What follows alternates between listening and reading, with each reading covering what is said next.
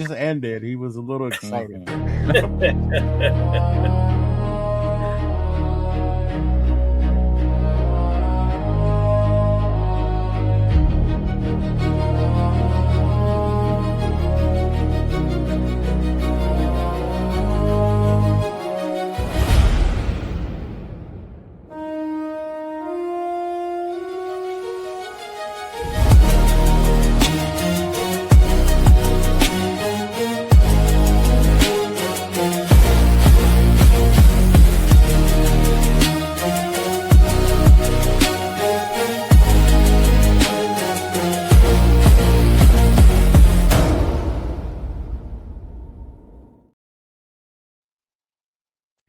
What is up, Radio Nation? We are live. Tonight's not about hype. It's about facts and rules. We're going to cover some shit tonight. Are the Raiders crossing the line? Will, Leo, and our special guest tonight, Steve, chapter of the Sacramento Black Hole president, who has a new channel, by the way, so it's in all the chats already. There it is right there. It's SAC Blackout. Make sure you go to that on YouTube. Look them up. You're going to start seeing stuff coming from Steve and his VP. Steve, you want to say a little something about it before we start? Yeah, my VP, DJ Real about it. We're going to start a podcast. We're not going to be live right away. We're going to record and drop a podcast once a week on the channel. We'll probably be adding some shorts and stuff on there too, of certain events and different stuff like that, talking about certain things. So just something we're starting up. We want to talk, have you guys on as guests, just like you have me on, and see where this goes. Awesome. I just subscribed. Yeah, I did earlier today too. So make sure everybody gets over there and subscribe. So of course. Let's get his numbers up already. You got to have the world famous Silver and Black podcast on there to bring those numbers I'm already up on there. I was like number 4. I just think it's funny. The first thing I see when I go onto your page is Elon. Like Elon of all people. Like, shout out to Elon, man. He is everywhere. Yes. Oh, God. Well, I want to jump right into this, and then we can kind of just sail through the rest of the show tonight. So the big thing is, are the Raiders crossing the line? Now, what I mean by that, or what we mean by that, is you're seeing everybody talking about the whole Brian Griese working with Mendoza. I almost said Shador. Working with Mendoza. And you got people out there saying, oh, he's got the playbook already. The Raiders set this up, and they got Griese helping him out. And, the Raiders are involved in this. All right, well, we're going to set all that crap straight tonight because it's all false. Okay, he is working with him, but he's hired by Mendoza's camp. The Raiders have nothing to do with this. Okay? No. Yeah. So we're going to cover this, and we're going to start this right now. So are the Raiders crossing the line? As you think right now, guys, do you think they're crossing the line right now what's going on with Griese working with Mendoza? Well, considering Al Davis used to say, you need to cheat to win. You know what I mean? They said cheating is encouraged. Yeah, not cheating. You're highly encouraged. Yes. I didn't mean to cut off Leo, but I absolutely do not believe they're crossing the line. He does not have the playbook, but Griese happens to know that offense, and he's working with them to be under center and all those different things. But the Raiders have not given Fernando Mendoza a playbook. Leo? I think it's funny that Raider fans are adamant or think that we would do something like this when we were telling Baltimore that they're pieces of shit for backing out of a deal. The irony, right? When we encourage cheating and shit that's not okay and shit that is not cool. But no, they're not. Mendoza's camp hired Brian Griese. The Raiders didn't say, hey, go get Griese, anything like that. That would be tampering, even if you do have the number 1 pick. It's smart business by Mendoza. A lot of the knocks are on him not being the play under center, not knowing the West Coast or NFL style offense. I say that in quotes because the NFL is changing now, right? But it makes sense. He's working with someone who's familiar with happens to work with our coach, former coach. right? So I don't think the Raiders are doing anything. But I think all it does is just add to that notion that if you are 100% in on Mendoza and nobody else, then you buy into that narrative. Look at what they're doing. He's Yeah. already learning the playbook. Where else would he go? Kirk Cousins being here has nothing to do with him. Shut up, Will. Like, why are you bringing up Kirk Cousins? Like, things like that. But it's no big deal. Raider fans, we just like to make things bigger than they are because it's us. Oh yeah. Yeah. But yeah, I don't think it's such a big deal. Yeah. Well, are you kidding me, man? Are we tampering right now? Are we really going to go and give this number one pick our playbook and say, hey, here's our playbook. Let's make sure that you're ready to go. And the NFL is not going to find out. Bro, this is the thing with people, right? They get that Brian Griese's coming, and he came from Kubiak's system, and he knows his offense. All of a sudden, it's the same playbook. It's not the same playbook that when Griese was there. Can he learn a lot of the same things and a lot of the same systems? Absolutely. Bro, it's not like you're going to go, hey, that's a concept right there. Yeah, this is the way that coach likes to run this concept or things like that. But it doesn't mean that he has the exact playbook. That would be fucking retarded of us. Is there even a Raider playbook at this point? The guy just got here. No, literally. Like, he doesn't even know what players he has. Yeah. They just started their off-season program today. Exactly. Yeah, exactly, right? Man. But on the same day Fernando Mendoza is visiting, by the way. No, that was a coincidence. He was already in the building taking balls from under center if you didn't know. Yeah. And according to some fans, he's already been in the facility for weeks, getting this playbook down pat, throwing to receive. I mean, like, this is the insanity. You know what it was? The Raiders were smart about it because Madden's coming out soon. Madden always has the playbooks before everybody else. So they've actually sent Mendoza a copy of Madden, and that's how he's been practicing. Yeah, that's what it is. Yes. Just a quick shout out to everybody in the chat. Appreciate everybody being here. Again, make sure you get over to the new channel that Steve started up today. Recently, not just today. Yeah. I love it, Steven. I know you told me about it recently, and I'm glad to see that you have it up and running. And like I told you when you told me about it, anything you need help-wise to get your show or your channel started, bro. You already know. I'm here to help. Absolutely. I understand the grind. That first 100 is the hardest part, my bad, dude. The hardest part. Getting this first one out is going to be hard. Yeah, so you got it, bro. You got our support, man. Yeah. I appreciate it. Thank you. So basically, what it is it's there's multiple violations if this were the case. Okay, so everybody that thinks they have the playbook, or he has the playbook, or the Raiders are involved in setting this up, that there's so much involved that the NFL would definitely take notice on this 100%. All right. So NFL rules, you're okay to evaluate a player, which is what the Raiders have been doing with him. Going to his pro day, talking to him, doing the interviews, knowing what the kid's all about. But what he's doing now is he's trying to develop himself, but the Raiders cannot actually partake in any further development he does prior to being drafted. Because right now he's owned by nobody. He's not a Raider. Yeah. He's not a Raider. He's not even drafted. There's nothing. So you cannot have involvement with the player per NFL rules. Now, I'm not making this shit up. You want to look it up? You can do a simple Google search, NFL rules pertaining to draftees or potential draft players, and it will tell you specifically there's do's and don'ts. Okay? So now, yes, Griese is working with him. He is familiar with the system. He's worked in it for so long. So Griese plus Mendoza, private coach, absolutely fine. Again, hired by Mendoza's crew. Intent matters. Raider connection, bad. So private coach, good. Raider connection to everything, bad. Which means we caveman now. Private, good. Basically.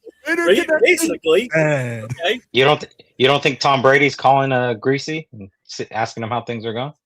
Better not be a text message or phone call, because if it is, there's more. Even if it is, so what?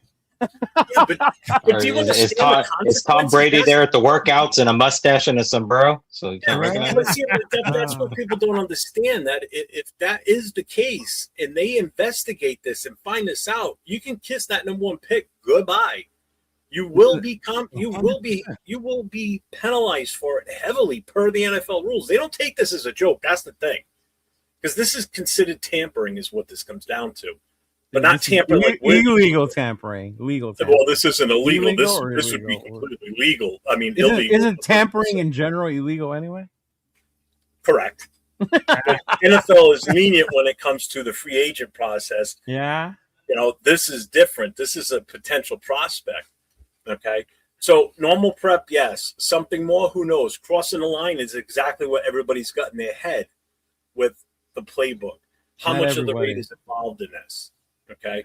So if it is true, NFL will step in, and it's not a small issue. This is something that they will crack down on big time, because supposedly it has happened before.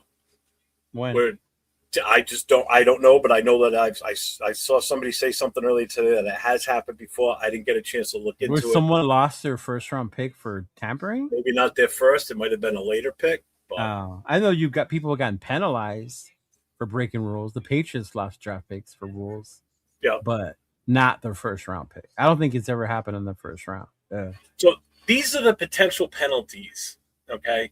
If they find anything that the organization is involved with it, you could have fines, loss of picks, and possible suspensions. By suspensions, that means the coach, because if he's got knowledge of this going on and he's the one that put Griese on that path and has been in contact with Griese about it, that could be it.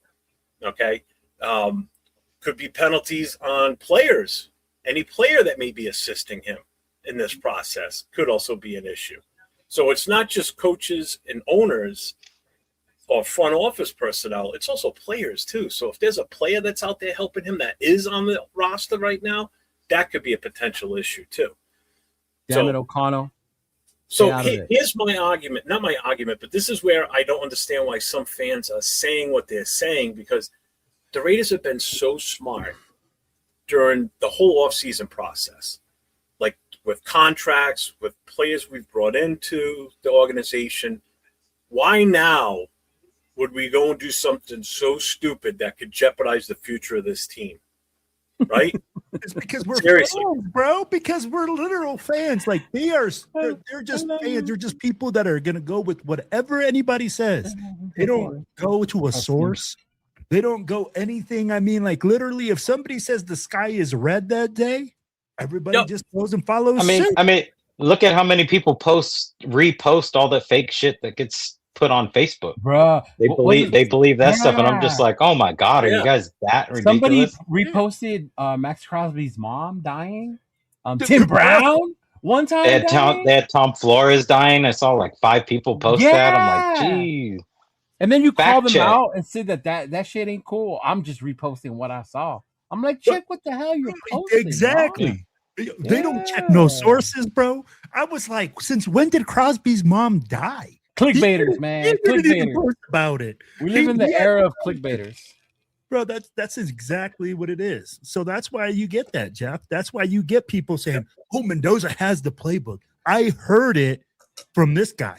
I'm like, what a credible Trust me, bro. That's my source. Trust me, bro. Yeah, trust me, bro. But Pedrito down the street, he knows everybody. Right?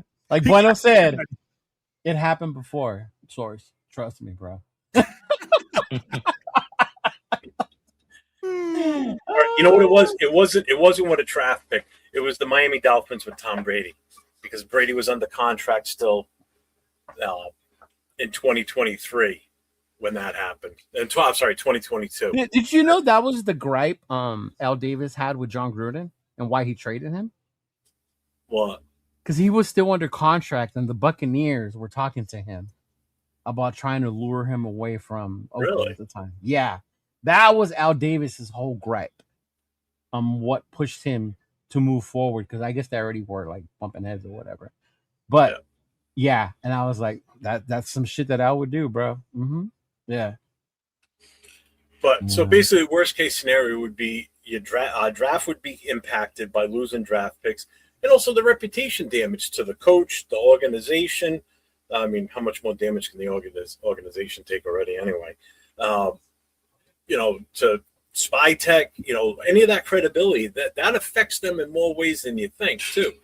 So everybody stop with he's got the playbook, the Raiders set this up. It's totally not true. Again, did you hear it, people? Stop. Yeah. Again, why would we make such a dumbass move after all the smart decisions that this organization has made from the hiring of Kubiak to this moment right now that would jeopardize going forward? So just put this to rest now. The He man doesn't have has to spoken. So can we just put it like this though, Jeff, that he's taking the appropriate steps to start learning? Yeah, it's smart on As his every draft pick should. Exactly. But to say that he has the exact playbook, which is going to be like 39 Falcon F36 Zag or whatever. Spider 2Y banana, bro. Spider Spider 2Y banana. Okay. Hell yeah. It's impossible, bro, because we all know that he doesn't even know what players he's got. We don't know who he's going to draft. We don't even know who's going to be available after the first pick. Fuck, we don't even know if we're going to draft the first pick yet. We haven't even drafted Mendoza. Whoa. Slow down there. You A little hyper off that ice cream, Will. Right? Obviously not sure it's free. Oh, wait. I forgot. I'm not supposed to laugh. I'm sorry. Oh, my God. Fucking cheater. Why are you not supposed to laugh? Remember, all I do is laugh. So because he's a fucking bully, bro. Yeah, I'm a Fucking bully. Cheeto the bully. Laughing. That's how we know him. Big pound for pound bully. Yeah, that's exactly what I'll do. If it comes out, I'm calling the NFL headquarters saying, hey. And the NFL just can't wait to get a call from Raider Jeff, right? Like they're waiting. Right. Oh, this is Raider Jeff. Trust me, bro, it's real. Like, information for you. Meet you in the dark corner somewhere. Oh my lord, that's crazy. So it's just ridiculous, I mean, it is a smart move. It's not really. It's not a rule break right now. So, but it is a smart move by Mendoza. I don't know, man. You kind of got this tone like you want it to be a rule break. Yeah. No. He's like, no. Your right hand man, Jason Downs, is over there, kind of throwing you under the bus that you do this willingly. Wow. You're not cheating. You're not trying. Fuck you. Just don't lose traffic. You're gonna see like a breaking news: Mendoza caught drinking while under the influence, and Jeff like in the back, like running. Running. All right, holding the chlorophyll, like, yeah. Thought you was drinking some holy water there, huh, bud? It's nothing new having a former quarterback that knows the system, given the verbiage and kind of like the understanding. I get that part. Bro, how developed is the Raider playbook at this point, though? That's the funny part.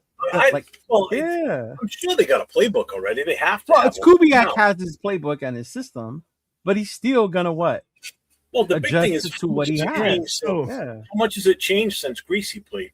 So I'll explain it like this, Jeff. And every single time that I go and I coach another team, a different team, I might have a base playbook, but you strip it down because you have different guys that have different abilities.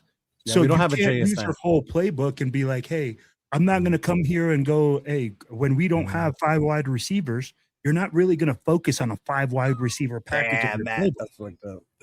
But you can focus on certain parts, And Kirk Cousins said in his interview yesterday that Clint Kubiak is the type of person that comes to the players and asks them what they like to run, watches the films and sees how they play, and he develops his playbook around the players. So just because you saw it one way in Minnesota or one way in Seattle doesn't mean it's going to be that way in Las Vegas. Clint Kubiak he's got Ashton Genty. He's got one of the greatest tight ends that he's probably ever had in any of the teams he's been on, in Brock Bowers. So he's got a lot. Brock Bowers. He's got a lot he can do that we probably haven't even seen. Yeah. Well, now his playbook is going to change because the players that he has in those key positions are different.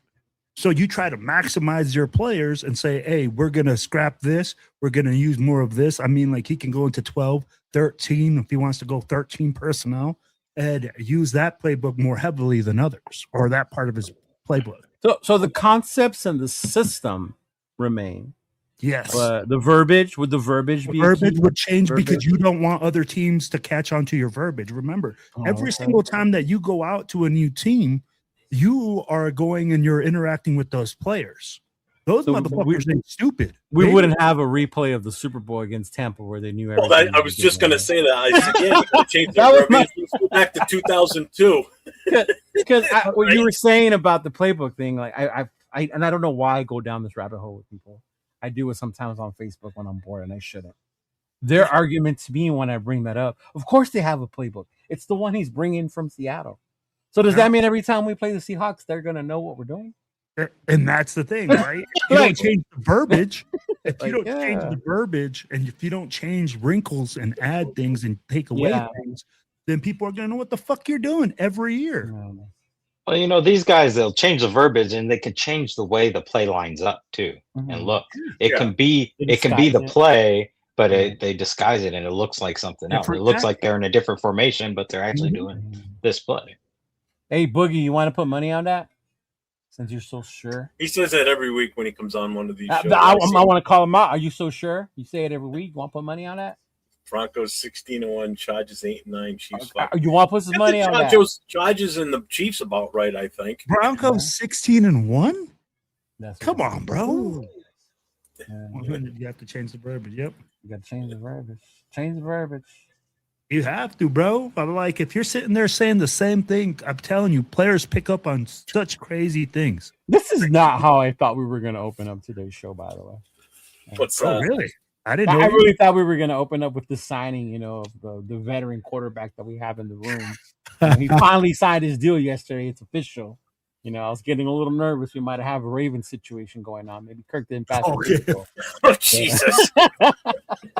Well, they showed video of him today walking into the facility, so he's definitely there. So did he say, how do you like that? You like that? Did he say it? Yeah. I hope he did. Yeah.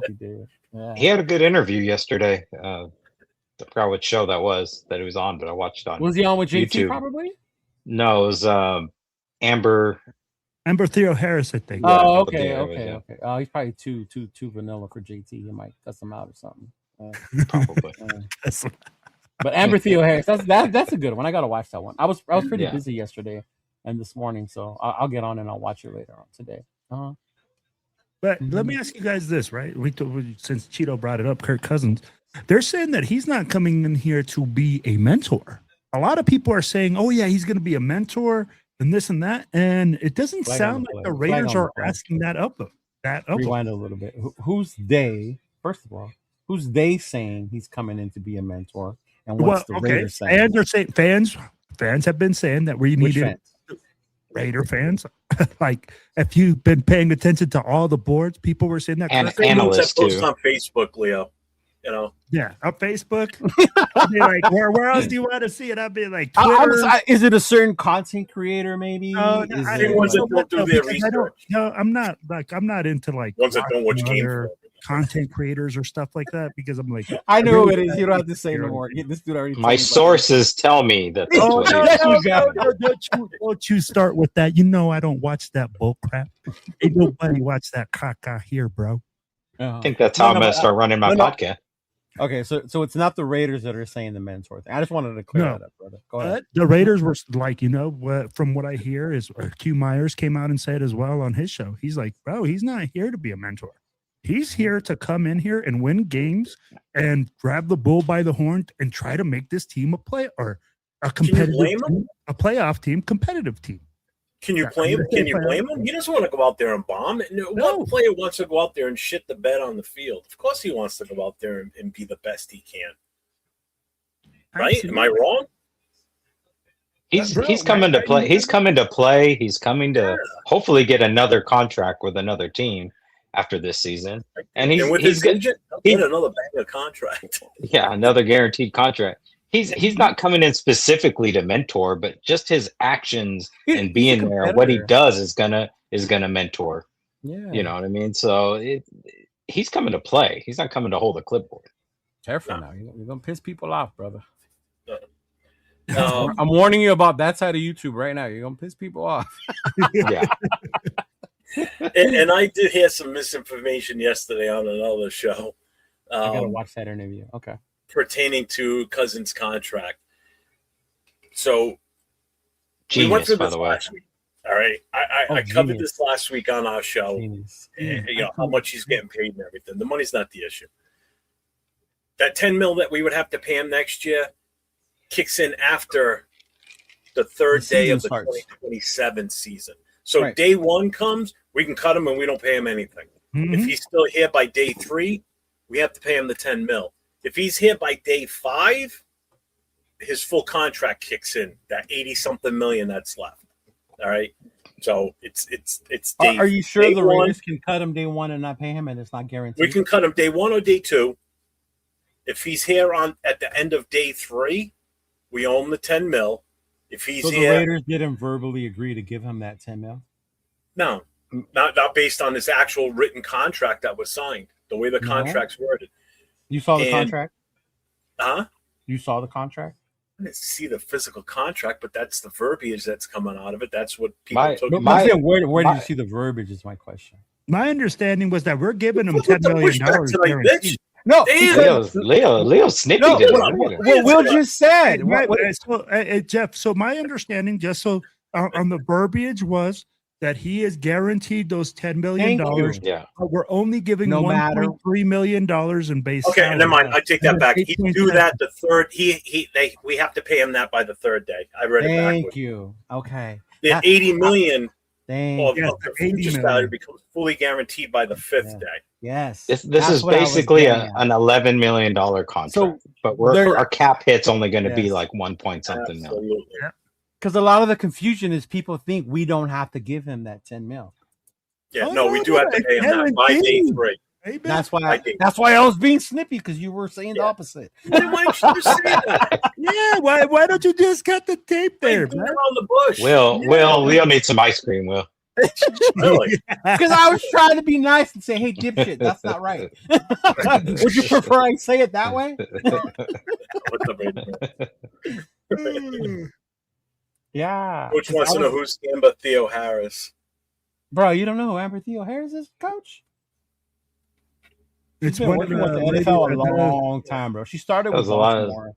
She comes a lot on of the Raider shows. Yeah. Mm-hmm. Can't remember what show it was yesterday. It could have been Silver and Black or something like that. She does Silver and Black. That's why you could find it on YouTube. She had the interview with Kirk Cousins. Yeah. So it Alex, is. Don't post that unless you know exactly where it came from, because they'll call you out. Where did you see that? Was that just on YouTube? Or? No, he actually said that. No, he did. One of his interviews. Did you see that? You know what? Yeah. Where did you see the interview? I saw the interview on the Raiders.com page. Yep.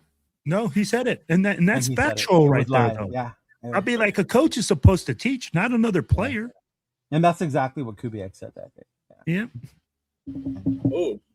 No, because I like this guy. Shit, Jeff. It was just basically because a lot of people are under the assumption we can get out of that $10 million. I'm like, no, this is guaranteed to him, and it's smart because it doesn't count against the cap, which is it's a bonus. Yeah, bonus exactly. Yeah. Mm-hmm. Hey, but here's the thing, man. Hey, with this move, Raider man, like, you're saying that the draft is going to be better next year. I heard that shit this year. This draft was supposed to be better. This year's draft is supposed to be better. I'm like, you got to pull the trigger when you got to pull the trigger, man.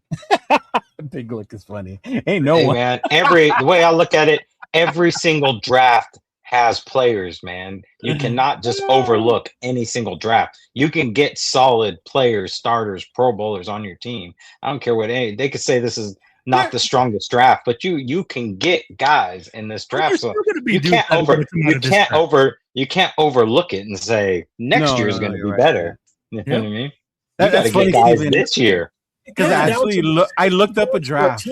It comes down to your team and how you use that player and the system you're running too. So I mean, if you don't have the right system, that player ain't going to be as good. Are you trying to tell me there's 0 guys that are going to be Pro Bowlers that come out of this draft? It can happen.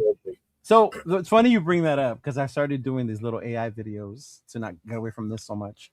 One of the next ones I'm doing is, has there ever been a first round where the majority of the first rounders were all didn't meet expectations or bust? And it actually has happened one year, which is crazy. And you look at the name of the players, and if you remember during that time, you're like, damn, everybody keeps saying what a dog this guy was, right? And he was going to ball out in the NFL. Yeah, I know. But it's rare. It's rare that happens. You're right, Steven. But it did happen in one particular year. So what year was it, Cheeto? Oh, you got to wait for the video, bro. You're burning up the earth, bro, with your AI videos. Yeah, bro. I'm trying to save the earth. Yeah. Did you read that from a Facebook post? I did not read it. Actually, that's where the idea came from, because somebody said what you were kind of saying. Like, every draft has superstars in every first round, so no matter who the Raiders take. Well, I didn't mean first round in general. No, draft in general. Yeah. No, the draft in general, you're right, because it's so long. You could find this. Max was in the first rounder. Max was exactly. Who would have thought Max was going to be what he was? Hunter Renfrow was a fifth rounder, y'all. Like, but I think Brock Purdy, last pick in the draft. Right. One pick away from being an undrafted free agent. Yeah, Brock Purdy, but that's a whole system thing. I can't worry about next year. I'm worried about this year's draft. Right. I'm worried about getting guys that are going to help this team this year. I'll worry about the draft. That's why you trade next year's draft next year. And you get two bona fide guys that are going to come in and probably start right away for you. Probably. And that's the whole thing, though. Probably. Is Mendoza going to be a Pro Bowler? Probably. Are those two guys going to be Pro Bowlers? Probably. Like, every draft pick's probably going to be a Pro Bowler. Not everyone is. You know what, Jeff? And that's the thing. Good GMs turn those probablys into a real high maybe or a likely. It's likely that we're going to get a Pro Bowler. Is it the GMs or the coaching staff and situation these players walk into? So I think it's the organization in general. It's a combination. And you're right, Cheeto. And I'm right there with you. Also, Steve, it's a whole organization. You have to have good scouts, good GMs, and good coaches that all work together and have the same vision. They all have to know what they're looking for in a player. They have to be able to identify weaknesses within their scheme and within their team. I'd be like, the best GMs and the best coaches are the ones that are able to identify all the weaknesses within your organization. Because noticing all the strengths is easy.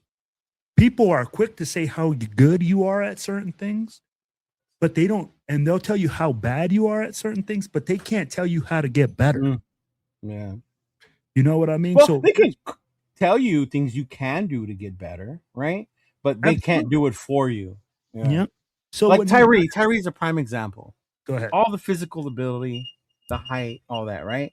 Coaching, he's had Robbie Leonard, who, say what you want, look at what he's done with our D-line. When Max gets hurt, Chason came out of nowhere. Snowden started playing, right? Like, dudes have come up, even this year, Pegues, right? Oh, yeah, Rolando McClain. Perfect example. When I hear the things with Tyree, like, Tyree's been coached well. Carroll or not, Robbie Leonard has been here. And you're telling me this is the only lineman that can't seem to get it together? At what point is it? And I don't, it's not always the organization. Sometimes it is the player too. Yeah. Like Jamarcus Russell, I don't think that was an organ. I think that's a player. That wasn't an organization thing. Oh, 100%. No, we also didn't do him no favors in the situation. Yeah. And we failed him. We didn't help by not having somebody on his fucking ass. Here's the thing. I think he was going to turn out that way no matter where he went. Is he 5 here? I don't know. So I'll tell you like this, right? Because there's certain types of coaches. There's dudes, bro, that lay down the law and they're super strict.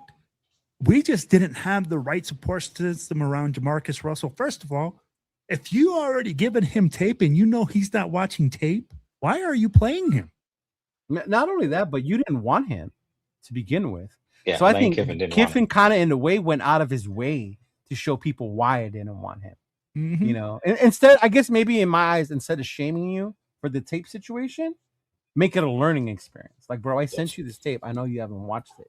You can't be like that in the NFL. No one. He never got a second chance. No one ever gave him. No one ever gave him a second chance. Because, bro, after you do that and you're the number one pick of their franchise, and they figure out that you were sitting there drinking codeine, having house parties, and they asked you to watch film as the leader of the fucking team, and you get a blank tape and you tell the coach a straight up lie to his face, bro, nobody is gonna trust you with their organization ever again.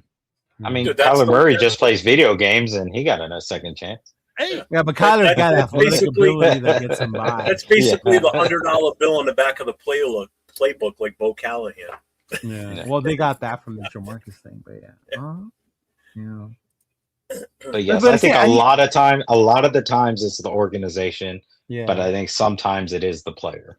Yeah, Jamarcus Russell's a perfect example of the player. Which, if you think about it, though, this is why I think makes Mendoza such a QB that Raider Nation and fans want, because he's the complete opposite of what Russell was. Yes. He shows the hard work. He's walking into a better situation. And he's walking into a better situation. Yeah. Would we draft Seabass again? Absolutely not. I would not. And the sad part, he's one of the few successful first-round draft picks we've had. There's a fucking kicker. Yeah. Hey, Steve, there's a guy that actually almost wasn't a Pro Bowler. Oh, that's right. I remember when you brought up that stat. Do you know how many Pro Bowls he's been in? Who, Seabass? Yeah. Take a guess. Did he not make one? One. I thought he made just one. Okay, just one. I was going to say. When Jeff told me there's a guy that was a first-round draft pick. If he didn't go to that Pro Bowl, he would have gone through his entire career not going to a Pro Bowl at all. But he can kick the shit out of that ball. Oh, yeah. Drunk. He can do it drunk. Drunk, hungover, whatever. And Steven, and from the dirt. Better from the dirt than anybody else I've ever seen from that dirt. God damn. If you remember Oakland, from the dirt was the thing, y'all. From the dirt. Oh, could you imagine if we were in Vegas at that time? Seabass would have been done. Oh, my Lord, man. Ooh, oh, man. Yeah. He would have went missing. We would have lost him like Barrett Robbins disappeared before the Super Bowl. Fucking Janikowski would have just vanished at some point. We never would have seen him again. I would be watching a Seabass documentary like the Lamar one. I saw these. Where are they now? Jesus, Seabass. We don't know. He's still missing. Yeah. I guess the next thing on Mendoza is him not going to the draft. And I completely understand why he's not going. So I'm not upset about it. I think it's a smart move for him. I get it. His mom's got MS. She has a hard time traveling. So there's no sense in her traveling up for that. I mean, he's spending one of his greatest days of his life with who he wants to be with, and that's his mom and the rest of his family, and his hot aunt. Because Jamarcus Russell would never drafted him. Was going to see her in the stands a lot more. So he's spending it with family. I know some people were reacting to it. I've seen in some of the chats where they're like, I can't believe he's not going. Okay. No. Have you seen the page called 32 Dive? No. Yeah. These fuckers went on to say that the Raiders were looking into Diego Pavia because Mendoza's not going to the draft. Bro, this is ridiculous. That's the bullshit world we live in, Jeff. It's because he was on. That's an absolute must not draft quarterback as far as I'm concerned. And that's the guy that's the name they threw out there. At least throw Ty Simpson out there instead. Right. He's a Gruden grinder. More believable. Oh, man. But no, come on. I know. I'm with you, though, man. He's a Gruden grinder, bro. It's because he went on that show with Gruden. But I'm with you right there, Jeff. Let's be honest. If you go to the draft, you want to be and get drafted and have that day, you want to be around the most important people in your life. And I know probably most of y'all here, my mama is my most important person in my life, bro, besides my wife and my family, immediate. But my mama has been number one in my corner since A1, day one. And I'd be like, since the day I came out the womb. Mama's boy. I am, bro. I love my mama. I am too. I'll say it right here. I'll say it. Say something to my mama. I'm like, it's on. I don't give a damn. But when it's my mama, I'm like, bro, you want to be with her in that time. If your name gets called, there's no more important person on this planet than the two people that gave you life to share that opportunity with. Because guess what? They took you to fucking practice. They took you to all those things that you sat there and they went through it with you. So of course you want to be with your parents, and shame on those people that want him there because they want him there for themselves and about them private stuff. Fuck that shit. Well, yeah, I saw people bitching because they're paying all this money to go to Pittsburgh and he's not going to be there. Yeah. But still, bro, that's not. I'm watching it on TV, so I'm like, a camera in the living room with Mendoza is not going to be any different to me than him being on stage there. So if he walks across the stage, guess what? You're still not going to be able to get his attention. You're only going to see him for a quick second walk across the stage, and he's going to go about his fucking business. I know, Rick. Yeah. So let's keep it a spade. I think the funny part for me, as probably the biggest mama's boy in all of you two, is I would do the same. I missed our meeting, TBH meeting, because I was with my mom. I told you guys I might not make today's show because I was with my mom. Right? Yeah. So I totally understand. I think it's just funny how some people take it a different way. I guess the only thing and question I would ask you guys is, if I'm a draft prospect, right? Isn't there something though about going up to the podium and being announced as the number one guy? Absolutely. And like going up there with your jersey, shaking bitch ass Goodell's hand, whatever, or whoever's going to greet you from the Raiders, right? Whoever's going to greet you. And there's just something about that. But I understand the reason why he's missing that. Is this his mom can't make it? He'd rather share that moment with his mother. So I totally respect that. I do. But there's just something to be said about missing that moment, that draft day moment when you hear your name number one and you walk up to the podium. I saw when Caleb got to experience it in Detroit. You could see it on his face, like, bro, like, I'm number one. Like, what the hell? Right? So that part I think he'll probably miss. But I know some people are saying, and he's doing it to get back at the commissioner because he's a Raider now. So this is his way of telling Goodell's like, people really do be reading into, what do they call tea leaves? Like, like Jesus Christ. But now I'm cool with them. I don't see no problem with him staying home with his mom. Before we started the show, I said it in the studio before we started. I said, you have people out there, doing YouTube videos like, oh, that's the Raider way. Since when is that the Raider way to not show up at the draft? I mean, what? He's such a great guy. All right. Maybe they need the family aspect of it. Maybe the family. I mean, take him off the pedestal a little bit. I mean, because the higher you put him up on that pedestal, if something goes bad and he just is not the guy everybody thinks he is, that's a big fall from where you all have him hyped. Just lower the expectations a little bit. Don't put so much pressure on this kid. Everybody's expecting him to come in and just win from day one. If he does, great. I'm all on board.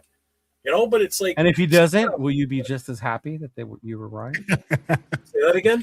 And if he doesn't succeed from the day one, will you be just as happy because you were right?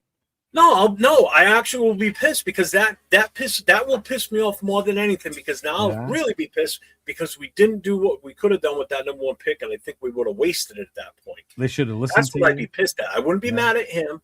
I wouldn't be mad at anybody else other than the organization for not doing something different with that number one pick, because that's a wasted pick at that point. You might as well. Why'd you even bother drafting?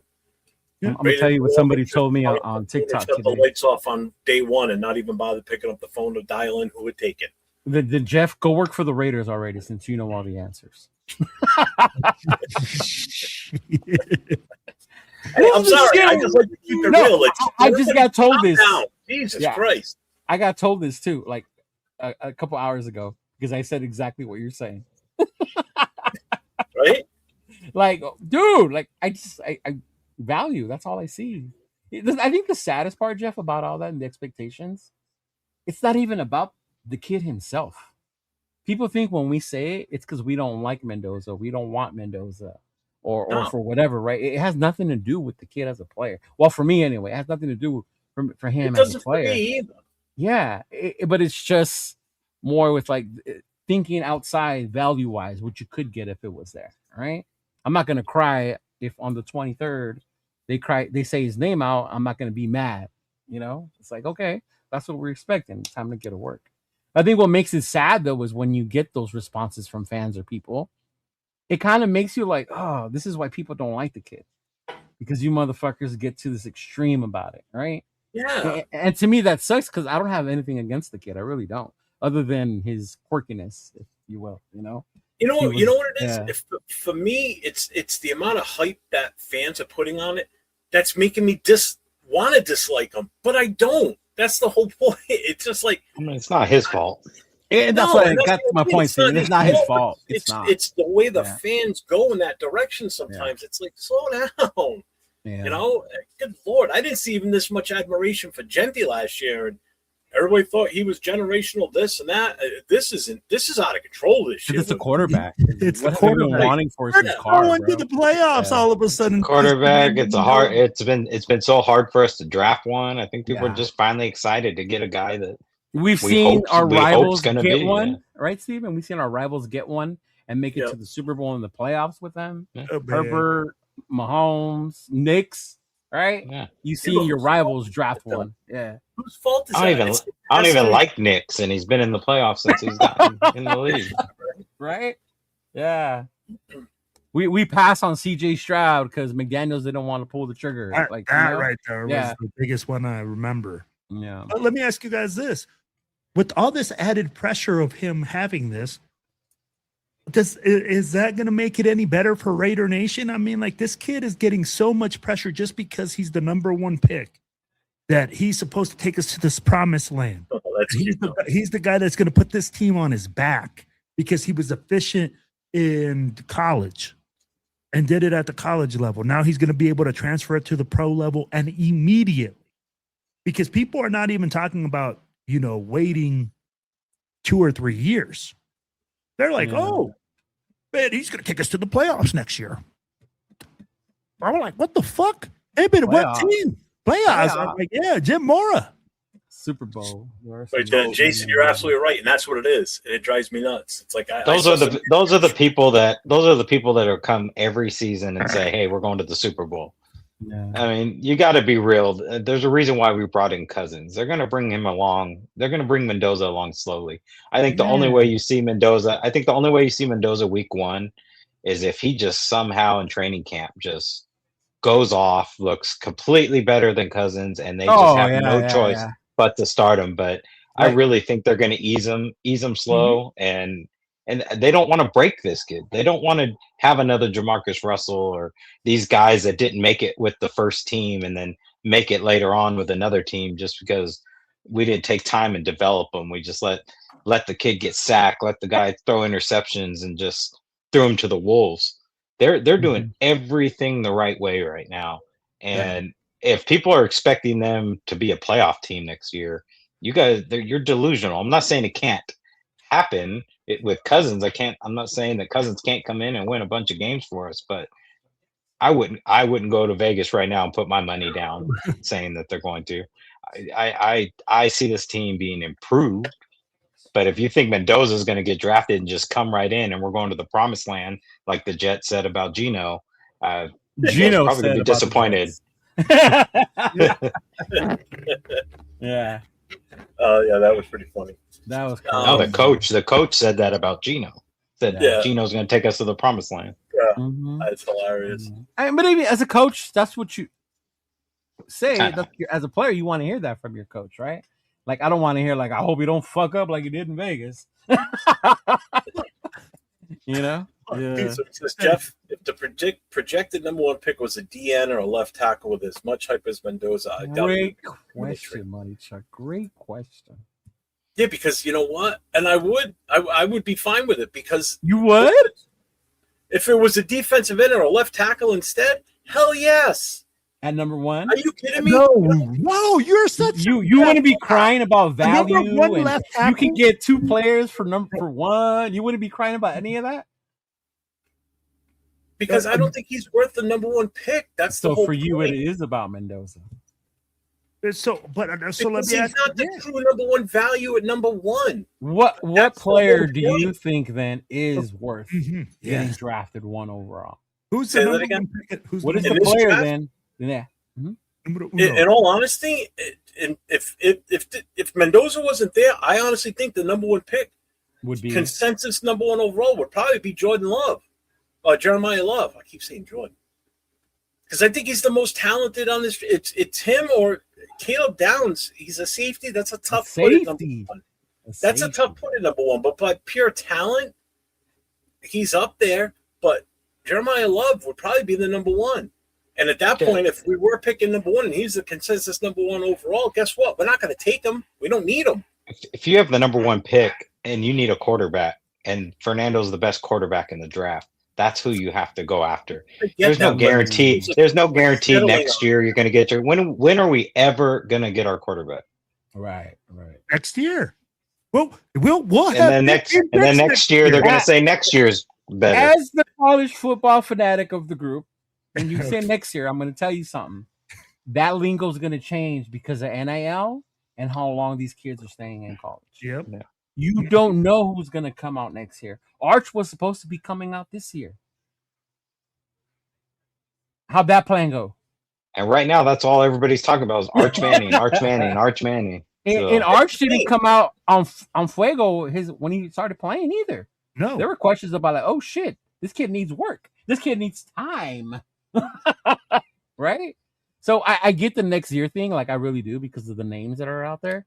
But like I think too, what you're saying, Steven, you don't know who's going to be out there next year. Exactly. And if you're in a position to take that guy, then you should if you believe in him.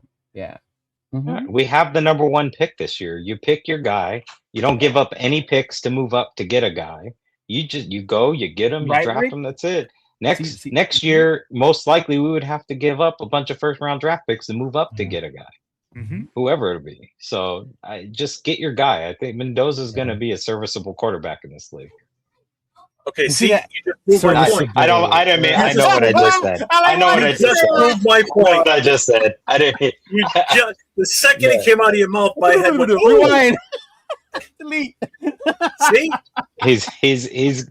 But I can't sit here and guarantee.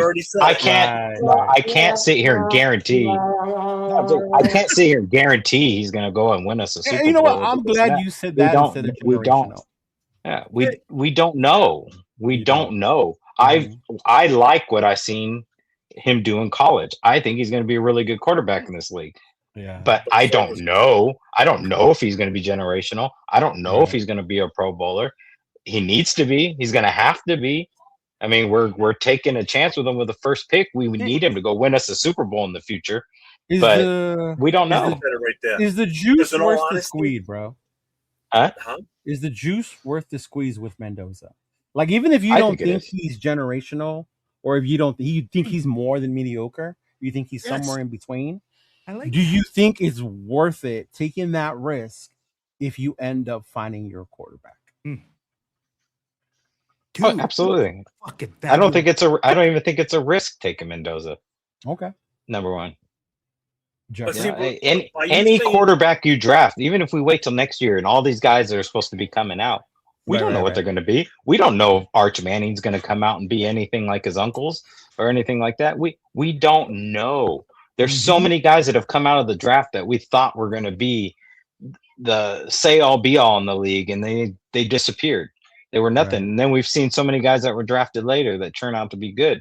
You get your guy. I like Mendoza, but I'm not going to sit here right now on this podcast and say this guy is absolutely going to go win us a Super Bowl. You hear that?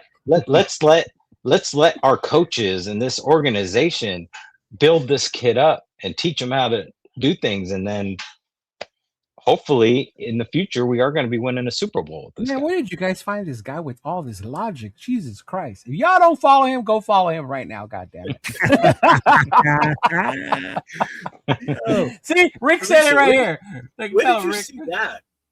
Mendoza even said Super Bowl maybe in about 4 to 5 years in another interview. Who was that? I saw it. I saw it also. It was after his pro day, I think, with an NFL person. Yeah. Rick, right here. Just look up at SAC Blackout. That's Steve's channel. That him and his VP from his chapter. I like how you say SAC because if you read it out, it kind of sucks. I read it out loud in my head. I'm like, well, I don't know if I'm going to say it out loud. That's why everybody calls Sacramento out here. Sacktown. Hey, I'm a Laker. From Sac. I understand you Sacramento are different, so. Yeah, we're close to San Francisco. Yeah, we've had this discussion on the phone, my guy. Kirk Primos, Josh Allen started the draft. Allen had haters. Mahomes had haters before. A lot of players had haters. Running back in the first round stupid. What? You think Jeremiah Love's going to fall to the second round? Bro, you're fucking high if you think that dude's going to fucking fall to the second round, bro. And if you're thinking a general, he makes it past Tennessee, I'll be shocked. I don't think he makes it past 10. No. Well, who else is going to take him? Jets aren't. Well, so why aren't the Jets taking him if he's number one? Because they still have Breece Hall. Why would they just re-sign Breece Hall? Why would they bring in another running back? Does this guy have Patrick Mahomes on his like profile? I don't know. I can't tell who that is. It's like it's possible. No, that might be Mendoza. That might be Mendoza. Oh. Yeah. I was like, oh, yeah, it is. Because the signature looks like FM. But I'd be like, why would a running back be stupid in the first round? I disagree. I think we took Genty last year. I think he's going to be great. I'd be like, it relieves pressure off a rookie quarterback. If you don't have a running game, you can't really set up a pass game. It relieves a lot of stress off your offensive linemen. It gets them to attack and going forward. So tell me why a running back is a bad thing. If you had a choice, would you get your running back first or your quarterback first? Good question. Best player available. Somebody watch my AI video. Hey, let me put it like this, then, Steven. If you have a quarterback that's 1A and a running back that's 1B, like right now we don't have a clear number one, right? According to everybody and their mother. What do you mean we don't have a clear number one? We have a number one running Fernando Mendoza not being the number one, okay. Like let's say in this draft you had a really good quarterback and a really good running back that were considered both at that same elite level to be the number one pick. Who do you go with? Do you draft the running back or do you draft the quarterback?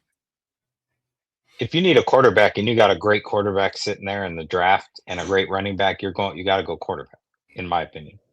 Thanks, Rick. You got a new sub on Rick. Yes, sir. Thank you, quarterback.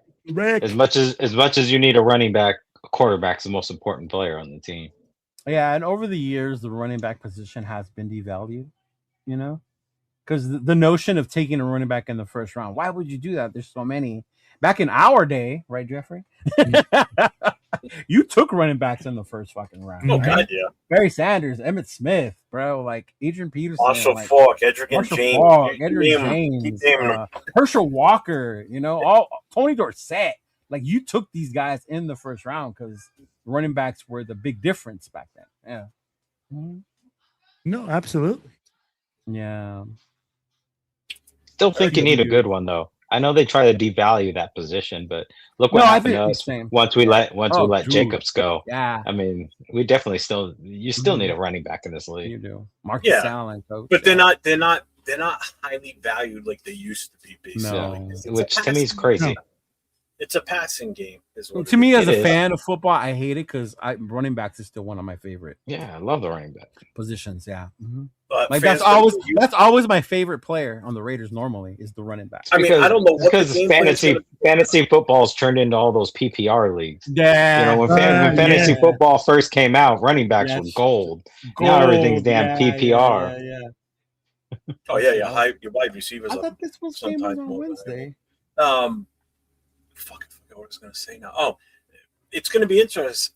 It's going to be interesting to see what type of game plan we run with Cousins at the starter, because with Mendoza, if Mendoza started, I would have thought that we'd be like a heavy run team first. I don't see it changing with Cousins. I don't see it changing either. I think we're still going to be a heavy run team. I think we're still heavy run team. It's going to be a heavy run team, but I think you're going to see a lot more passing options with him because of just the type of quarterback he is and knowing the system as well as he does already. Do you remember when he was at Minnesota? It wasn't like he was airing it out all the time. No, she'll primarily run first. Yeah. Kubiak likes to yeah, run. we only have that one running back right now, Yeah. so it still remains to be seen who we bring in as another guy. Because you're not going to do it with Lawby and Eric Cobb. Dickerson, good one, Eric. Good one, Eric. Eric Dickerson's another one. Yeah. Well, with the talk of throwing the ball and Whoa, what? Wait. Look, Well, Raiders need a and leader. Mendoza isn't it. He's a key piece to a team that needs a QB. Chargers have Herbert. Rams, they have Stafford. Vikings need a quarterback. Colts need a quarterback. Atlanta. yeah, but the Rams, how long are Jacksonville. they going to have Stafford for? He's an older dude, man. He's been taking How long did Brady play for? Stafford got him far. yeah, in the but also playoffs last Brady year. wasn't taking the beatings like Yeah. Stafford's been taking. And Brady hardly ever got injured, to be honest with you. Is he saying Mendoza is not a leader? That's what I'm In reading what- into this. In This is what where, world is Mendoza not a leader? That's one Yeah. of his biggest attributes. And with before we Indiana. get into it, I say the Chargers have Herbert, and we start saying Herbert sucks. I understand he's lost a playoff game, but tell me Raider fans wouldn't love to have Bro, a quarterback Justin even Herbert as is a minimal beast. as Justin He's a Herbert in the fucking last dog. fucking years, right? Oh. So before we get all high and mighty about Herbert sucks, Raider fans would have been lucky to even have a quarterback Oh yeah. that was as mid. Well, they as hate towards Herbert just because of Who- Is Justin Herbert mid? Mid? Well, Are you people say that kidding because me? he's never won a playoff game. Just because you don't win a playoff game, do we Yeah. forget that this is a team game? Mm. That there's 22 dudes on that fucking field every fucking game? That's the problem. I'm like, bro, like if Justin Herbert is a fucking scrub, then what the fuck are we looking at? Yeah. There's a Like, ton of Raiders teams in the have to do. NFL right now that would get rid of their quarterback for Herbert. Oh God, yeah. God, yeah. Mhm. So this is a good question, and I know I can answer this one. Who is a better value, Trevion Henderson? Oh Lord. Value? As in Why, value? bro? Why are you bringing this up right now? Hey, is it about value though? Yeah. How else Like, can you judge it? Saying in the 'Cause- sixth, because I'd be like, here's the thing: are these guys? They are not. They don't get to pick where they get selected, no. right? Like That's Tyree not the Wilson. question. The But question I'm is, like, who but was Who's the a better value? value, Henderson or Genti? At the moment, Who? Who? at the moment, it's going to be Trayvon Henderson because you're going to see all his stats, right? Why is his value better? At the moment, because Why? of his stats, because of his production. What position was he drafted at? What in the Second round, I think it was. Second round. yeah? But I'd be like, For the record, I will say this. That's who I wanted instead of Genti. I want us to go O-line with that first pick. Jeff wants to go. O-line Jeff every wants to draft. go O-line with every first pick. And am I wrong based on what we had last year for offensive line? Am I wrong? Well, considering Am that I you said it wrong? don't matter who we had because the coaching sucked. Imagine I what think- that coach yes, the coach- I think coaching What is done? and injuries Like a were a rookie. big deal this year. But here's the thing. Now you would have already had that piece for this year at this point. Would You know what I'm saying? We would have had the offensive lineman last year. Yes, it didn't work out because of the offensive coaching was so goddamn awful that everybody on that O-line regressed. But you drafted a guy with your first pick overall. You bring him over this year now with a whole new regime, a whole different scheme, a way, way better offensive line coach. How is it better? We've only added one guy though. The offensive line coach. I said Oh, it's that's better what makes offensive it line better. coach. We hope it is. We're hoping it is. No, dude, And Rick trust Henderson me, is a it's good gonna coach. be fine. Okay, coach. He's going to be fine. People said that about Pete Carroll. You being brought there. over the best center that was available in Sure, free right? agency. You know, you've got Colt Miller at left tackle. If you would have brought in, Colton's going to play what, like Guard. 6 games? we would have been better off already this year. We wouldn't have to go for a guard in this draft. Yeah. 'Cause I that's will what say about the me only is a guard. the only thing that worries me about our line this year is Colton Miller and JPJ Being staying healthy. healthy. Yeah. If they don't stay healthy, anyone being healthy, bro. Because if you get one injury, we don't have a lot of depth. if any one of those 5 starters, whoever they are, gets hurt, then the depth starts to be like, oh shit, this dude's gonna come in, right? Like, Mhm. oh fuck, yeah. But I worry more about them because of their history these last couple seasons. Yeah. You know, if somebody else gets hurt, they got an injury. But these guys, we're relying on them. We're expecting JPJ and Colton Miller to be the starters, and this line's going to be better, this and that. But they also haven't proven to stay healthy these last couple seasons. So that's my worry. Yeah. And NFL's been a two-back system for a while already. They've been running two-headed monsters for a long time in the NFL. Are there any? And we have a fullback again, which is good. Yes, we do. That's the bonus. Yes, we do. Yeah. You know, you think about it, like those days of, you know, a single, like Barry Sanders being the only ball carrier, or Emmitt Smith, or, you know, Marshall Faulk. Those days Eric long. Dickerson. So you got to say Eric Dickerson, yeah. Marcus still had a fullback too sometimes, but still, those days of just one running back carrying 99.9% of the time, it's been a two-back system for years. Derrick Henry. He's a physical specimen. That but good. Hey, he's still in the league. He was. Eddie But Jordan. you go back to the Giants too, when they had Jacobs and Tiki Barber. no, well, yeah, he was there too. But no, he had Dane and Ron Bradshaw? Dane. Yeah, Bradshaw. Thunder and Lightning. Bradshaw. You know, Jacobs looked like he was about 10 feet tall standing next to Bradshaw. I mean, I saw them in person at Giant Stadium, and it's like the height difference. He was as big as the offensive lineman, Jacobs. He was a monster. Yeah. Well, going back to what we were talking about to kind of circle back here, talking about the quarterbacks and obviously running backs, but the issue now, or the question I have is wide receiver battle. And by battle, I mean between Betch and Thornton. Who do you guys think steps up this year? Like one of them has to. One of them has to become that steady guy. Who do you have your money on? Like, who do you think is going to take that step this season in their second year and become something for this team between Betch if we're just talking about those two, I would think that Betch is going to have more of an impact than Thornton. I think Thornton's still a project on running routes and everything, but it would be nice to see Thornton go deep and catch some long touchdowns. But I think if we're going to pick between the two, I think we're going to see Besh more have more of an impact this upcoming season. What are you laughing at? I know that's Leo's favorite guy too. No, I'm laughing at the comments. I know. I'm just saying. I know it's your favorite guy. Yeah. No, I'm telling you, I don't know where we found this guy. He's making so much sense because I was looking to see if Nathan's in the chat, because if he's in the chat, he's going to record what I say. He's literally watching who's in the chat. Because based off of Jeff's question, I got to agree with Zach. Like, bro, Jack Besh, he's proven he can catch the ball, right? He's a possession wide receiver. He, I think, has more experience with the route running.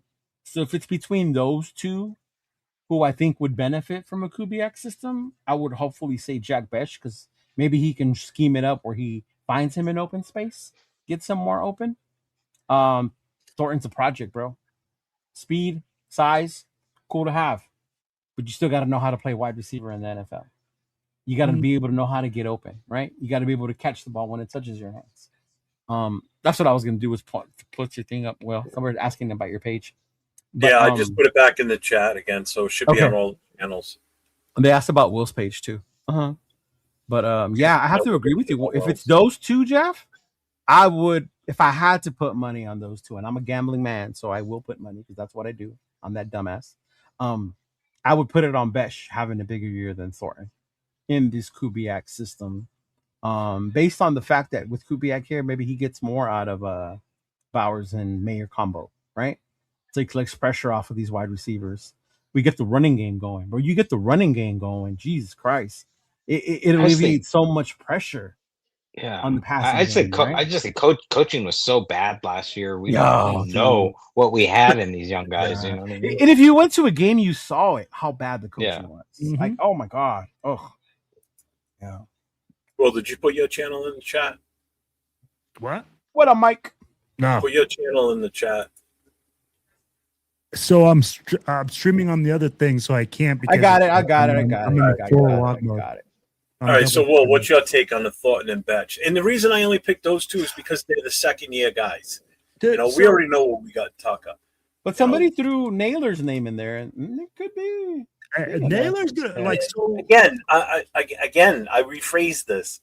Well, I'll say it again. I only picked those two because they're second-year guys. Naylor's been in the league for a while. We already know what he can do. We've seen it. Just like Tucker, we know what he can do. I'm just looking to see these second-year guys. Who do you think steps up and makes that next step? One's going to rise and the other one's going to fall. There's no two ways about it. One's going to make a big leap from last year. Mm-hmm. So, I will put it like this. Jack Besh has the most pressure on him to do it because he's a second-round draft pick. And he didn't do a damn thing last year. Ooh, so he's LB going to come Raymond's out, and I'm going to call it a spade. He didn't do a damn thing last year. For being a second-round draft pick, he didn't have the impact. So he's going to feel like he has the most pressure to perform. Thornton came in here as a fourth-round pick with limited talent, and we knew that he didn't have hands. And he proved exactly that he didn't have hands, that he wasn't ready for that big moment. But Jack Besh in this offense could be successful because he's a possession receiver. He doesn't depend on speed. He depends on route running and the ability to get open in between. So that's why I think Jack Besh will be more successful this year, is because of his ability to get open and his ability to run routes and make catches, man. That's going to be the biggest difference. I love Thornton's physical abilities, but I just don't think he has the mental, ability, or not the mental ability, but he just has bad hands. There's a lot of guys that have just fucking bad hands, and that's what he got. He's a physical specimen with bad hands. So I think we're all in agreement then. I think because my take would be Betch on this one, out of the two. I saw more from him last year, obviously, than you saw from Thornton. Just look at the right ratio of passes thrown to him and what was caught. Betch had 20 thrown to him, he caught 10. Betch had Thornton had 30 thrown to him, he caught 10. So the ratio is not in Thornton's favor. Granted, it was Geno throwing the ball. A lot of them were catchable, but how many times did we watch that ball hit him right in the hands and he just couldn't get it? He just could not. He taking his eye off the ball. It's a simple thing as that too. Sometimes you just take your eye off the ball for a second because you hear footsteps, and that's the problem with some rookies sometimes that just don't have that confidence. You hear those footsteps right away, you're like, oh, and that's you see it in other players do the same thing too. They don't catch the ball because they know someone's right there, and as soon as they do, they turn their head just a slight bit. They lose track of the ball. Ball goes wherever at that point. And I think they had high hopes for Thornton last year. He was actually doing really well in training camp, and then once they had those joint practices, they saw he just disappeared, and then they did the same thing in the games. That happened to our entire offense once we practiced with our teams. Well, I remember during the live the practices that Leo and them went to, and how everybody was hyping Thornton and everything. And no, I was hyping Geno after that scrimmage. No, not you. I didn't say you. I said how everybody else was hyping Thornton and how well he was and everything. And during our shows during the season, Leo would always circle back to that about, but look at how he was in practice and Megatron 2.0. Well, the thing that I saw with Thornton in practice is what comes traditionally from Tennessee wide receivers. Yeah. The play is already set to where the ball's going to.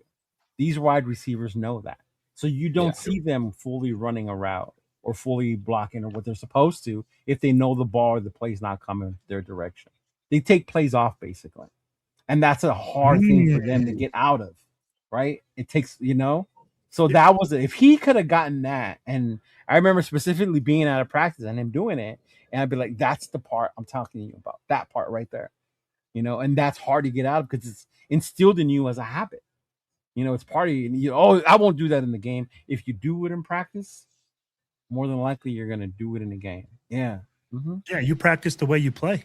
Yeah. And so let me ask you this, Cheeto. When you saw that, right, and you're saying that Tennessee's offense, because you do watch a lot more college football than all of us, is now made off of premeditated throws and saying, hey, no matter what coverage they're in, no matter what they're doing, this is where the ball's going. So let me ask you this. If you're selecting a quarterback out of Tennessee, can they read?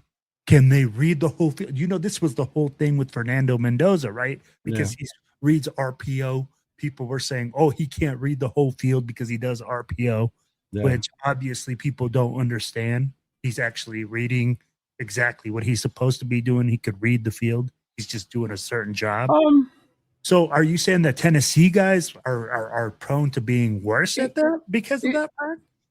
I think it's a tough spot because it's hard to blame the players specifically because a lot of them, that's what's asked of them. So when I bring it up in that sense of a Tennessee, that's the system. That's how it's run there. Those dummy cards, like Super Mario's the play, like he looks at it.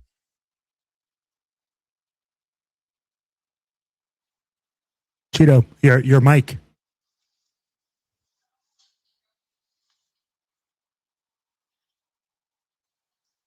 All right. While he's doing that, I'm going to say something on this guy's comment right here. Kirk Cousins doesn't have a big contract. That 100-something 5 years, 100-something million is fake. It's just an $11 million contract basically for this year. So there's no big contract after the season, though. Yeah, but they're looking at it. I get what he's saying. No. That's not guaranteed. The big numbers comes after, and if Kirk Cousins takes us to the playoffs, if Kirk Cousins takes us deep into the playoffs, I'm sure everybody will be like, "Oh, you better pick up that 2-year $80 million." Exactly. Yeah. No. It's crazy. I think it'll get reworked about the Mendoza thing because I mean Cousins, there was a realtor. I think he's in Las Vegas. He used the contract thing to make a video for his business as content. What's up, Barney? You know what I mean? Like, oh, if you are like Kirk Cousins and his agents guarantee you this much money, 5-year, 172, something about houses. Anyway, the way he was wording it, you could tell the dude was not even a fucking Raider fan, barely a football fan, right? But he was using that contract to like promote his real estate business. And I was like, oh my God. Like, is that the point we're getting to on social media, right? We just see some shit that's trending and we're going to use it to promote our business. Like, oh my God. Yeah. Bro, if you're in Las Vegas, the Raiders are the Raiders, the Aces, you know, every local team is the biggest thing. Yeah. But the Golden Knights. Whoever is his freaking agent, bro, whoever is Kirk Cousins' agent, that motherfucker is a bad dude, bro. I ain't never seen a dude get so much guaranteed money. I think he's probably made more guaranteed money than any other player I've ever seen. Yeah, he's up there as far as how much money he's made with some of the dudes you have. Like, what? Yeah. Did they go to P.F. Chang's for dinner? Is that what they did? Albert, dude, that's like, John, is that your account? Are you really Albert Sports, bro? Every time you send us right? It's Albert's. Yeah. Yeah. But no, just real quick to what you're saying about the thing. It's not so much always the players. That's what they're asked to do, right? And you bring up Mendoza because I know that's the thing with Mendoza. Well, he ran RPO, and then when you look up what the people have said as far as the ones for him, yeah, he ran those types, but that's what Signetti asked of him, right? So you got to look at more than just his Indiana film. Go look at his Cal film, right? You got to look at his Cal film in order to see, well, does he have the arm? Can he make the throws? And I think that's where it goes into do these players do what's asked of them, and can they do more? And I think that's where the NFL scouts, analysts have to differentiate. You know, that's what's asked of them. That's what they're doing. But can they do more than just that when asked of? And I think that's the part with Mendoza. Yeah. So Sal says Cousins' agent needs to be in Canton. I'll be there day 3 of the draft. I'm going to the Hall of Fame. I'm going to ask them if they're going to have him inducted at some point because this guy's unbelievable. Yeah. The amount of money he's got Kirk Cousins paid. Good God. Dude, I think he has something like $500 million in guaranteed contract money. It's up there. It's a ridiculous amount. I know that. I think Marcos just put up there that Prescott's the one who's got the most. Yeah. That's crazy, bro, because you're talking about 2 non-Super Bowl winning quarterbacks. But in one single. This is in one. Yeah. I'm talking in combined like lifetime. Yeah. I think Cousins has it for like the most guaranteed money of all the contracts that he's signing. I think it was like 300 and something million in That was 300 million or something like that in one contract. I was like, I think Cousins is up to like 290 or something like that, right? Guaranteed. I think it's over 300. Yeah, it's over 300 million, bro. And this dude still drives a van from like 1985. Yeah. He says, I'm not Albert Sports. He's an ex-Raider media outlet. After Raiders moved to Vegas, he covers the Niners now, but didn't stop covering the Raiders. All right. One of the media outlets just hired a new guy to cover the Raiders. Who was it? His name's Sam, I think. He's a new writer, but he's going to be covering the Raiders now. Mm-hmm. That's facts right there, Trevor. Yeah. That's facts.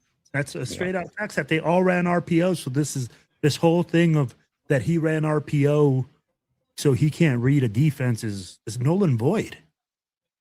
He did what was asked of him. Yep. Yeah, and shout out to Rundown, because Rundown is the one who's put me more on the Kids Cow film. You know, contrary to popular belief, I do watch some film, and I don't just play Zelda all day. But damn,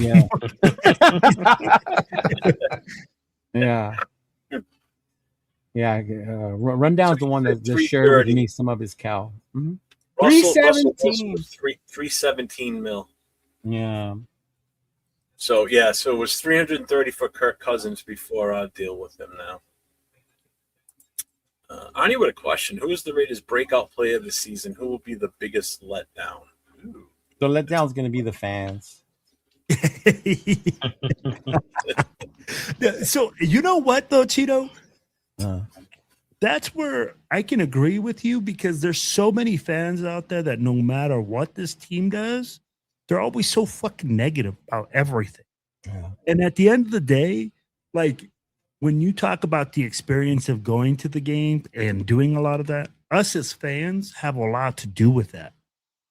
And sometimes we have such a shitty fucking attitude and just a shitty way of thinking, bro, because we think that as fans, we can, we did that in high school. Oh, I saw that on Madden. This guy should be able to. Why can't he fucking block that guy? This guy is 6'4", runs a 4.3 40. All we got to do is throw it deep to him. Yeah. Why don't you just throw it deep to him? Oh, why can't he catch it, bro? Right. What's up, Keith? What's going on, man? His catch rating on Madden's a 79, bro. He's got to catch it. That's why I go and I say, man, if it was that easy, every motherfucker would be doing it.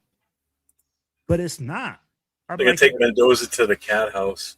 The bunny rant.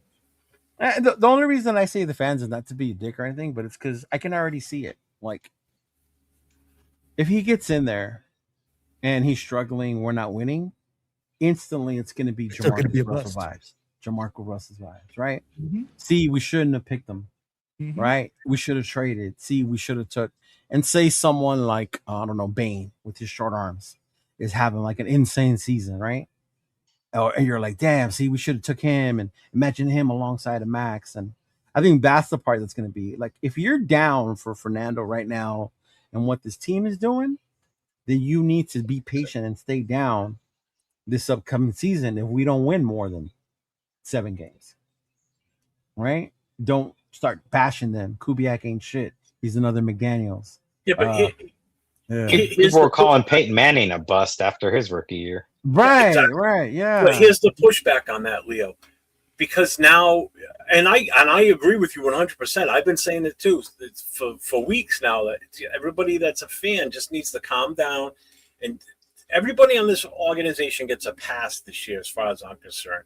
There's still expectations. Oh yeah, but my expectations aren't like, we're going to the playoffs. But now that Kirk Cousins is here and he's slated as the number 1 starter as of right now, people are already getting that feeling like, hey, we could possibly make the playoffs. Okay, slow down. Right. Trust me, if it happens, I'll be ecstatic and I will love every minute of it. But if it doesn't happen, I'm not going to be jumping ship and screaming and crying and ready to jump out of the building because we only won 4 games this year. It's a whole new system. These guys, some of these guys have never played in this. These First year coach. New to everybody. You got new members of this team coming in. This is a learning curve. There's a lot of influx of new players in this roster this year. that haven't played together, that don't know the coaches. The coaching staff is completely different for the most part. You've got a couple holdovers, so, but now that Kirk Cousins is here, everybody's like, oh, blah, blah, blah, we could do this, we could do that. And then when it doesn't happen, they got to crash out. Yeah. Or if it does happen, then everybody's going to be happy. But stop setting those expectations so high, like, oh, we're a playoff team. We're going to win 10 games. Oh, my God. Yeah. And if we don't, then what? Yeah, if your expectations are playoffs, you're probably going to be disappointed this year. Yeah. You want to finish this season and go, man, this team's improved. Right. Another off season, another draft. Yeah. Man, we might actually make a push for the playoffs next year. That's how you want this season to end. I'm not even putting a number on it of how many wins. I'm not either. I just want to see it with my eyes of what this team's going to be by the. I want to be happy with what we saw by the end of the season. Yep. And that's what I've been saying. I don't care what the win-loss total is. I want to see the team come together. Right. I want to see the players mature. These second-year guys, these third-year guys. I want to see how well they mature from their previous years on this team. Anything is going to be better as far as the way they perform on the field than what they did last year, because the coaching is going to be so different. Yeah. Some of these guys are going to be in for a culture shock, especially the rookies, last year's rookies, going from that coaching staff to this coaching staff. My God, you talk about night and day. So even last year, bro, like the expectations, I didn't think Super Bowl playoff and all that. I just wanted to see them. I hate to say this word now, like compete. That's what I wanted to see. And as many games as I went to last year, the only one where I can say I actually saw that on the field was the Houston one, Will. That was a great game. Yeah, it was the Houston one. Like, this is what I've been wanting to see all damn year, bro. Like, forget week 1 against the Patriots, even though I love that, right? But this is what I wanted to see all year long, was this against a team like Houston. I honestly think that game, outside of the beating the Chiefs, because everybody loves it when we beat the Chiefs, I think that was our best game of the season. And we lost. Yeah, but being at the Chiefs game, we knew what it was. Were we here to say goodbye to each other? Exactly. But I think that game in Houston, when we lost, that was still one of the best, well put together games that I've seen us have this entire season. Yeah, they look good. They look good. I mean, even though we won the New England game, that Texans game was a better game. I remember me looking at people and like, I don't know where this came from. Like, we're just as shocked as y'all. I'll tell you what. We were at shenanigans going, fuck it, let's mess up our draft pick today. Let's go. They look good. This is fun. We're all happy. This is fun, right? It was fun, and it was happy to watch that team like that. Yeah. Two things there, right? The Patriots game, and Will was there with me in New England, and he can attest to it. We won, but it wasn't pretty. We played extremely sloppy that day. And two, the game that Leo saw in Houston was after the Philly game where we got our ass whooped. Exactly. And it was absolutely hot. There's a team that when they were on that field, they had no heart, no determination. And that's why when I saw what they did in Houston, I'm like, where the hell was this in Philly? Yeah. They did nothing in that game. They barely moved the ball. In Houston, they were all over the goddamn field, defense and offense. I'm like, where did this come from? I think we were saying that in the parking lot, right? Well, like, as long as we don't see what we saw in Philly, we'll be happy. Exactly right. And like, Jeff said it, because we were talking about it that whole week where we were like, bro, he was like, the team came out flat. They didn't even have no energy coming out of the locker room. We just got our asses whooped. Blah, blah, blah. So we were like, fuck, we're going to fight at Houston. And we don't want to see the same thing. But I'm telling you, man, when we left that stadium, I didn't even feel bad that we lost. I was like, me either, competed today, bro. Even though, like, the Houston fans were like, where the fuck has this been all season? Right, yeah.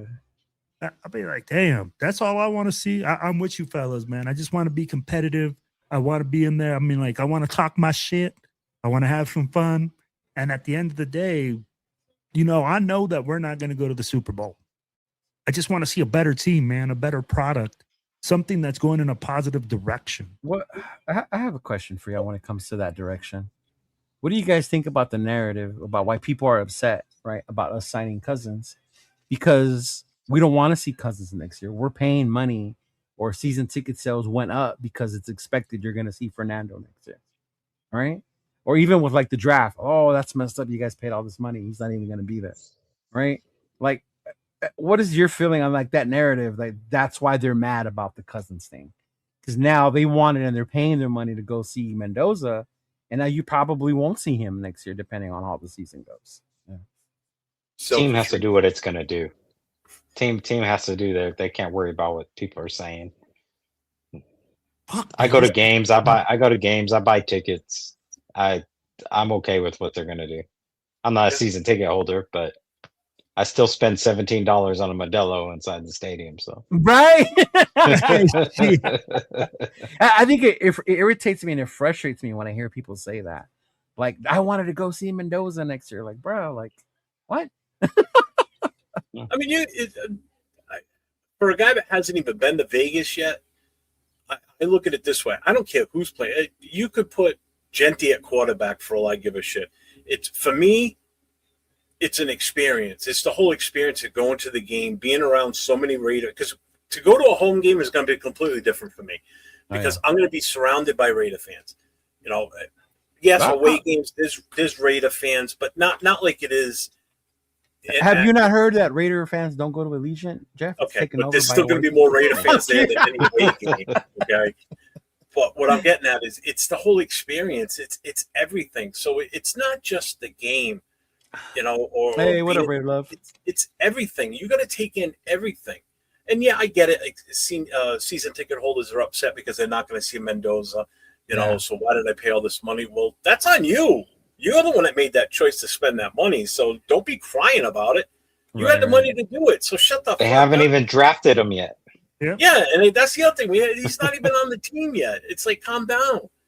You know, you're the one that spent the money for the tickets, and you're going to complain? Then don't buy the tickets. Go do something else with them. Does it matter if you're sitting there having your Modelo and watching a competitive team? Does it matter if it's Cousins or Mendoza? You're seeing a competitive team, or they win a game. Hey, all right. I've been at that stadium. I've seen Carr be the starter. I've seen Jimmy G be the starter. I've seen O'Connell be the starter. It didn't matter who it was. I was there with my Ultra because I didn't drink the Modelo that day. Sorry, Stephen. Jesus Christ, I traveled to 2 Raiders games to watch Jamarcus Russell as our quarterback. So you tell me. I went to Oakland, to see Jamarcus Russell. Been to plenty of Russell games. Yeah. I was at the home opener last year to watch Geno Smith throw a pick in his first pass. So. I was in Oakland the year we had Kyle Bowler, and then Carson Palmer came in against Kansas City. Remember his first time? Mm-hmm. We got our asses hit to us. I was there. I was pretty much at all the Oakland games, so I was at them all. We drove almost 4 hours from here to New York City to watch the Raiders play the Giants, and we got our ass whooped 44-7 that day. I remember that. We had no business getting our ass. And that was the first game, and that was the first season in the new MetLife Stadium. Yeah. And I went there for that game. So it didn't matter who was playing. I was there. Granted, I was sitting there surrounded by Giants fans. I was literally the only Raider fan in the entire section. I was at a game where Leo Aragu set the record for punts. And you guys talk about that. And it was nobody scored a touchdown all damn game. And Wade Wilson drops back to pass, and toward the end of the fourth quarter, throws a pass to James Jett, touchdown. Raiders win the game. Only touchdown of the game. And so, I mean, I've watched Wade Wilson throw a pass in that Coliseum. So. Yeah. I don't know, I guess it just irritated me when I saw comments like that. Like, oh, the Raiders need to give me my money back. I want to see Mendoza. And like, bro, he hasn't even been. I get it. 98.9%, whatever. He's the guy we're going to pick. But he still hasn't been drafted, y'all. Like, damn. We said it at the beginning. Since when the fuck do organizations that are like functional and win championships listen to the fans? No, yeah, that's true. Yeah. Like if we want to win championships, why would this team listen to the fans?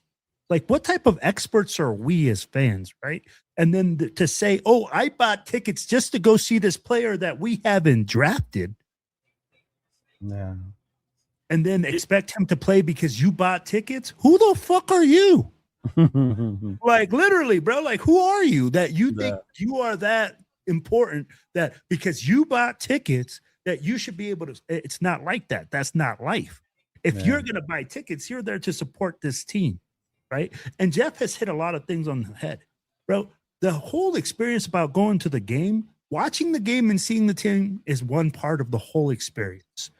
Being there with y'all, having all those memories that we create that whole weekend at the tailgate, that's why we fucking go, because you're not gonna go just for a fucking 4-hour game and spend $1,000 for 4 hours and then fucking right back out.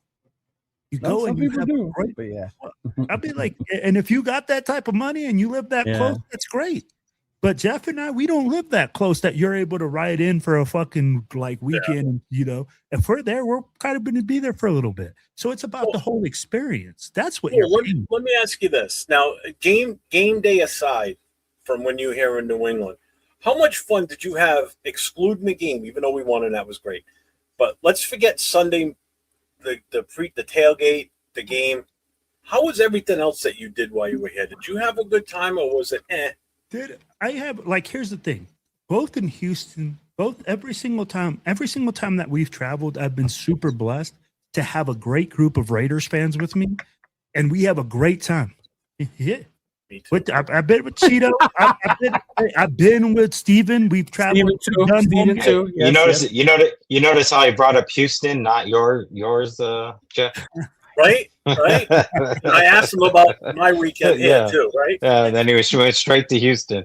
Well, no, I mean, like, we've been to like everywhere. So when you talk about the experiences, I've been super blessed to have a great group of guys, man. That's what makes it so fucking awesome. I saw you, meeting you for the first time, having a fucking cigar, like sitting at the cigar lounge, just fucking yelling Raiders till fucking 12:30 at night, pissing off all the people in Boston. I'm like, it was a great time because we're in a group and we're all having fun. I go with Cheeto and I meet Cheeto for the first time, you know. I'm like, after the world famous Cheeto Linus ditched me in Las Vegas because he was too famous for me, you know. I finally got to break bread with him and sit down at his table. You know? He will big time you sometime. Yeah. No, I won't. You guys are full of crap. I go to my spot. I can't blow it up, so I'm not allowed to say it. And then from there, I go to the J lot, and then we walk in.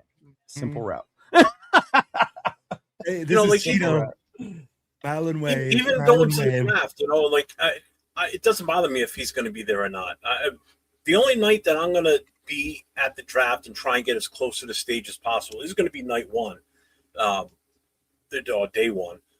But Dawn's coming with me, so I've already got everything planned out. Different things we're going to do while we're in the Pittsburgh area.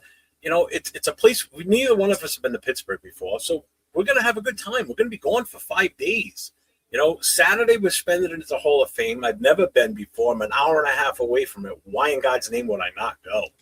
Be crazy not to when you're that close to it. So I'm not going to go to the draft for the day 3 on the Saturday. We're going to go to the Hall of Fame. You know, so we're having fun. That's the whole plan that weekend is we're going to go and have a good time. You know, I'm not going to go crazy like I have to be here, have to do this. No, we're just going to just go with the flow. It's the experience again. I mean, I can only imagine how many people are going to be there. Like Keith tonight in the chapter president meeting, he talked about it. You know, if you're planning on parking or driving into downtown by anywhere near where the draft's going to be, you can forget it. The street's going to be closed. Oh, it's like that. It was like that with Detroit. There's so many people that go. Yeah. So, yeah. Well, the problem with Pittsburgh is the river snakes right through the middle of Pittsburgh. So there's bridges everywhere. So for the traffic issues, they're shutting some of those bridges down, he said. So because he did a little recon already, just driving through the area, trying to figure out like where everything's going to be. So if you look at an aerial map of the stadium, so the draft stuff's going to be on both sides. So on the east side of the stadium is where the stage is going to be. On the other side is going to be like the whole NFL experience thing. That's how it looks like it's going to be set up. You know, so, but yeah, there's bridges all over the place. Parking's not the best in the world. You know, so I think when you talk about experience, it just depends on what you do, what you want to do, right? Mm-hmm. What I've noticed with Will has an agenda of stuff outside of football that he likes to do in these areas, you know, and that's cool. That's his thing. And it depends why you're going. When I went to Houston, the game was the primary focus, but it was also to meet the people from Texas. if you will, right? Like meeting Mayo in person, meeting Space City, meeting Space City in Texas, bro. Like, that to me was my goal, was getting to know them. So me and Tron, I did nothing but Raider events. We didn't go anywhere else. I think it just depends on what your expectation of what you think you're gonna go to. Even I'm sure with whenever I get to go to the game with Jeff, it's gonna be different. When I go with Steven, I already know it's Bay Area vibes. Bay Area vibes from the minute we link up and meet up. It's just Bay Area vibes with him and his crew. You better make sure you have a leash on this dude. Like shout out to Carmen, bro. Like Carmen, she knows I like to dance. Yeah. Carmen gets me started. So it's just different. It's Carmen's wild. Yeah. She's so much fun, man. Oh, so much fun, bro. Vegas, last year in Vegas for the home opener, that was the first time going to a game with her. Man, the whole crew we took up there for home opener, man, we had a blast. It was great. Mm-hmm. That's how it is at our watch parties. It's just, what's up, Elon? We have a really good group, man. Elon, all those guys, man. We have a great. Speaking of Elon, we have a really good, fun group, man. Yeah, he's I got to get him to Vegas this year too. Mm-hmm. But you know what, man? What you guys keep saying, though, what I keep hearing is it's like the people that you're with make the biggest difference when you go to a game. Mm-hmm. It's the environment that you create for yourselves. And again, winning is cool. Like, we went into New England and we won, and I had a great time. I went to Houston and we lost. And I still had a fucking great time. I went to fucking Denver and we lost. And that's right. Like 2 years ago, home opener, when I first met you, Will, and hanging out with you, Marlene and Bova, man, everybody, the whole crew. We were together the whole trip. Right. I mean, that made it. After that trip, I said, I'm never missing a home opener again. And then Will never came again after that. But we had a blast. We had a blast. Somebody was missed at last year's home opener. Yeah. I was at the season opener. My bad. But you know what? I'll be back in action this year. But that year, that was so much fun. And Steven had so much fun, y'all, that he was still feeling good when he got back on that plane to fly back home. Yep, I sure was. And that's like, and it's not that we went overboard or anything like that. It was just we were having so much fun, man. And the environment. I'd be like, and then trying to find his VP because he got lost. I mean, bro, it's just an experience, and it's family, right? Because you look at each other and you just laugh about shit. They're like fucking pendejadas, what we say in Spanish. And they're like, man, you just go down and do some stupid shit together, and you build that brotherhood. Yeah, there's certain games that my girl has like locked herself into nowadays. Obviously, LA is number one, but number two for her now, she doesn't ever want to miss because she got to attend this year is the home opener. Yeah. The home opener used to be like me and Chona thing, but after this year, no. No, she's still there, but my girl wants to go. She said the home opener was so different because we were just, we were still all, I don't know, in that delusion that we were going to do something or whatever, right? So we all show up. More Raider fans show up than other times throughout the year. Yeah. Mm-hmm. Coach says, Jeff, did you have a great time getting blown on? I did. I had a blast. I met Raider fans and chapter members of the Black Hole Philly. Some of the guys that were up here for the New England trip. You met Myra, right? Myra was there. Yeah. Myra was there. I got to meet her for the first time. Marty from TNBC Vegas. He came out with his crew. Marty's another one. Cool as fuck, bro. Yeah. Cool dude, he was awesome.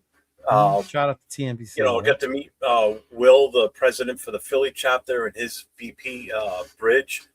Bridge is coming to the draft, so we'll get to hang with him this weekend, that weekend. So I had a fun time. And I'll tell you what, first time tailgating in a goddamn snowstorm, blizzard, because that was insane that morning. I've done rain, I've done excessive heat, and now I've done snow. So good time, Myra. And it's like we want to win, of course. We hate seeing our team lose, but it's about this. Right. It's about the brotherhood. I said I still haven't left the game after hanging out with you guys and went, oh man, that weekend sucked. Oh, the weekend was great. The game sucked, but the weekend was great because I got to be with my people. And that makes a huge difference, man. Yeah.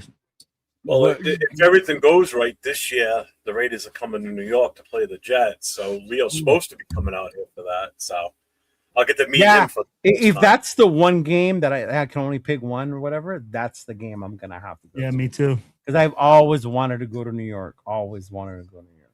Yeah. The only way I don't go to New York is if we play a game in Paris or Mexico City this year. Oh, you're gonna go there? If that game goes international, I'm going international, bro. I can't miss a shot to go to Paris and watch the fucking Raiders. It's gonna be hard for me to turn down Mexico City if it lands on a good Mexico day. City too. Woo. Even though I'm sure the Bay Area people right would in like Mexico that. City with the big sombrero, bro. You would match right in with the sombrero.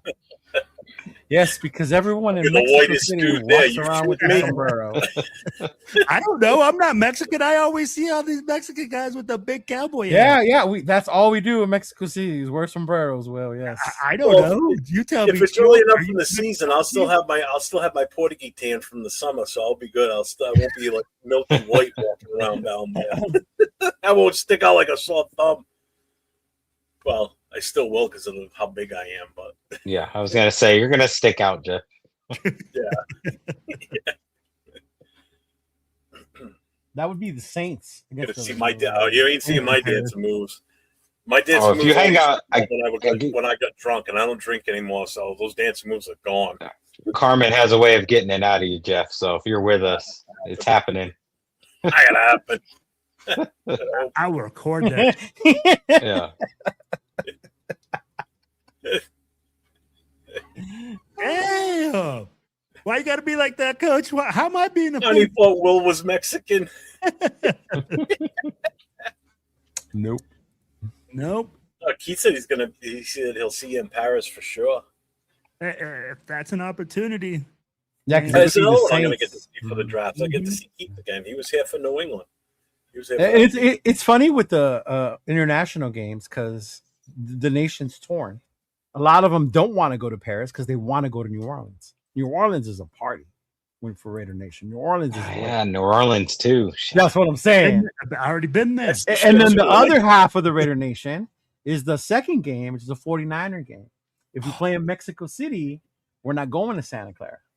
Yeah. We're not coming home, if you will, right? So it's like, yeah. Santa Clara sucks anyway. It does, but it would be cool to invade their parking lot. Yeah. What's up, Rorschach? Mm-hmm. Yeah. Well, fellas, I still got to go eat dinner and take a shower. So, all right, brother. Thank you. Get out of here. Thank you for coming by. Hey, did you want to show your real party? quick, make sure everybody gets over to Steve's new YouTube channel for his chapter. Please. It's going to be run by him and his VP. It's a SAC Blackout. So make sure you guys get over there. It's real simple. Just go to YouTube, type in SAC Blackout, and it'll take you right to his channel. Make sure you hit subscribe. Hit the notification so when he drops a short or he puts a video out, you'll know it's there. Go check it out. You'll see more of him around. There's a video with Elon right there, right when you get there. Yeah, we got one little video on there already. Hopefully next week we will be able to drop our first podcast, and looking forward to doing it. So bear with us. We're getting our feet wet in this game. I know I come on this show and Will's show and all that, but doing our own thing, it's going to be a little new to us. So bear with us, but we're going to have a little fun. We're going to talk Raiders, but my VP's a funny guy. So we're going to have a little fun and try to joke around and do some things on there too. So I hope you guys like it. I love that you're going to be doing this. That's going to be cool. If you need any help, tips, pointers, whatever, hit me up, man. I'm more than happy to give you a hand and help you grow. I'll pump your channel. Pause, bro. Don't give him a hand to help him grow. What's wrong with you? I appreciate all you guys, and every single one of you will be a guest on the show at some point. So, yes, sir. Look forward to it. All right, guys. Talk to you later. Brother. Take care. Take it easy, brother. I can't wait to meet Steve in person. I really can't. Oh, man, he's so much fun. He's a chill dude, bro. Yeah, man. Great, amazing family, bro. Yeah. And solid, man. He's They're solid. so cool. My Yeah. muscle memory for dancing ain't that good, trust me. So it's not happening. Anthony Estrada, what's up, man? How you been, Anthony? What's up, Anthony? What's going on, man? I heard you're going to Bakersfield, Anthony. So I'll see you in Bakersfield, big dog. Mm-hmm. The only other thing, it wasn't really like a draft war room. It was more of a, I think we're past everything else we were talking about. I guess my question for you guys is, where do you think the direction is when we go with the second pick? That's available. Man, yeah, player available. BPA, we have so many holes. I really hope it's best player available because I get it. Like, oh, you need a DT at the 3-4. Oh, you still need a solidify the O line. Oh, you need a weapon playmaker for Mendoza. You need that's a lot of needs. So it's hard to focus on one need. If you focus on one need, I think that's when you reach. That's why I think our thought process should be best player available. You know, because no matter who it is, unless it's a fucking kicker, if it's a kicker. I will lose my shit, Jeff.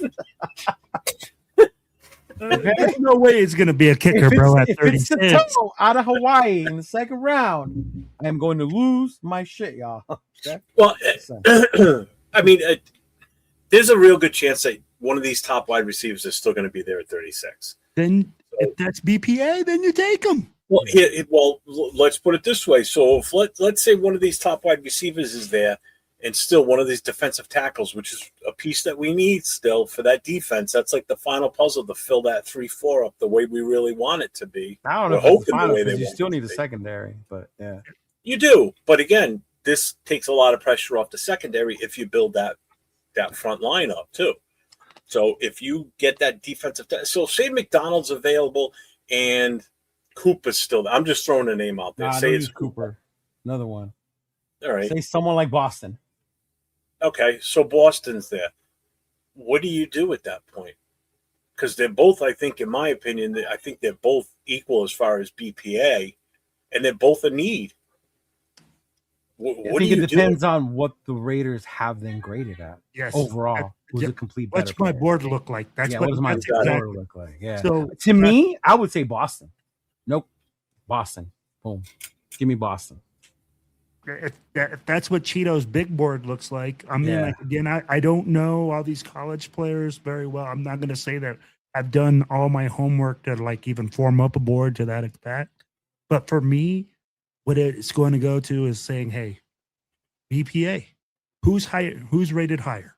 We have so many holes that we could literally just select my highest player rated on the board, and it's going to be a fit in. So that's what I do, Jeff. And honestly, I'm like, bro, we have so many fucking holes. Like, it doesn't matter. I'm like, you could. I wouldn't be mad with either one of those two. Yeah. Mm-hmm. Drafting receiver, drafting lineman, drafting defensive tackle. If you draft another corner, if you draft a safety, I ain't mad at you. You're filling a need. And if that's the guy that's rated higher on your board, that's the way you go. Fair enough. I think the one a lot of people would question, though, I wouldn't, though, because I think you need a lot of them if you're going to run a 3-4 is linebacker, right? Say one of these higher rated linebackers, first round ones, not Jacob. I like Jacob Rodriguez, but say one of these first round linebackers falls to the second round and we take them. Do people get upset and go, why do you need another linebacker, right? But given this guy's grade was higher and he happens to be one of the better players available, I wouldn't be mad at taking him. Yeah.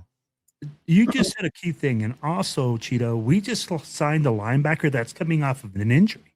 Yeah. We don't know what level he's going to come to play at.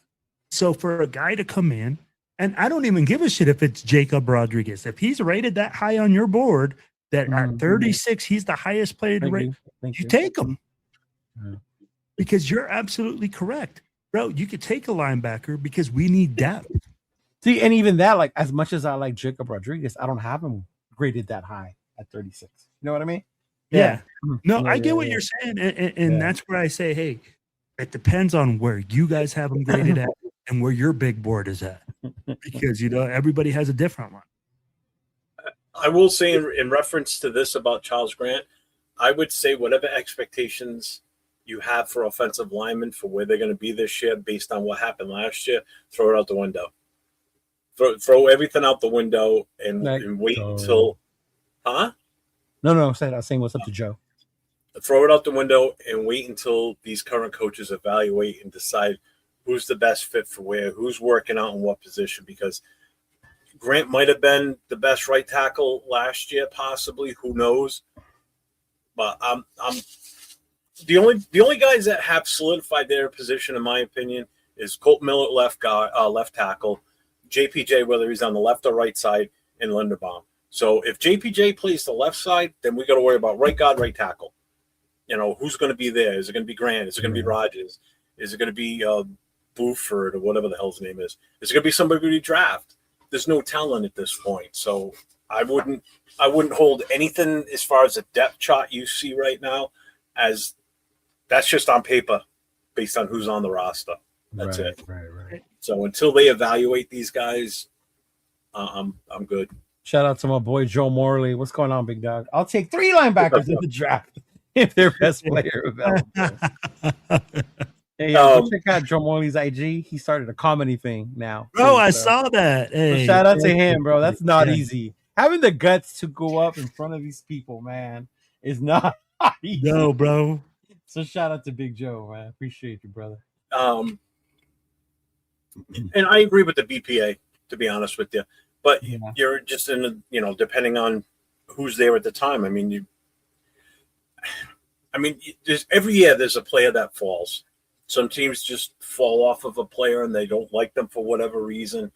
And, the player could just fall in your lap. Look what happened with Brock Bowers. We weren't expected to get him. Oh, no, he was not supposed to be there at 13. He should have been top 5, if not even higher. Yeah. And that's insane for a tight end if you think about it. When was the last time you saw a tight end go in the top 5? Yeah, no. Right? No, that's just how talented he was, but that's also how many teams needed quarterbacks that pushed him. Yeah, that was that quarterback heavy draft. That was 5 before him. 6?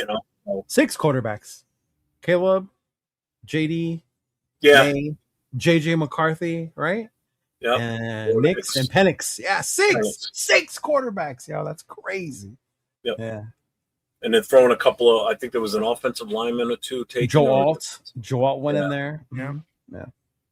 So, this draft's still going to be interesting. It's going to be curious to see who falls into the second round, who's there when we pick. And then if we stay at 36, because I know he's put it out there, Spytek said he wants more picks. Does he move back to gain more? What does he do? Man, if he moves back a couple spots from 36 to 39, 40 and adds an additional third or whatever, I would be so happy with that. I would not be mad at that. Yeah. No.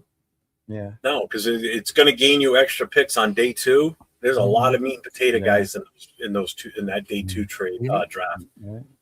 Guys are going to come in and contribute, unlike last year's second round draft pick who really didn't get out there that much. But how much was that his fault too? Yeah. Yeah, so I think I'm with your Raider on this one right here. What's that? Right? No kicker, punter, running back, or tight end. Anything else, I'm not mad out of the second round. I think that's a fair assumption. As long as I don't see any of those positions, then I would be okay. Yeah. Mm-hmm. Yeah. What the fuck was I going to say?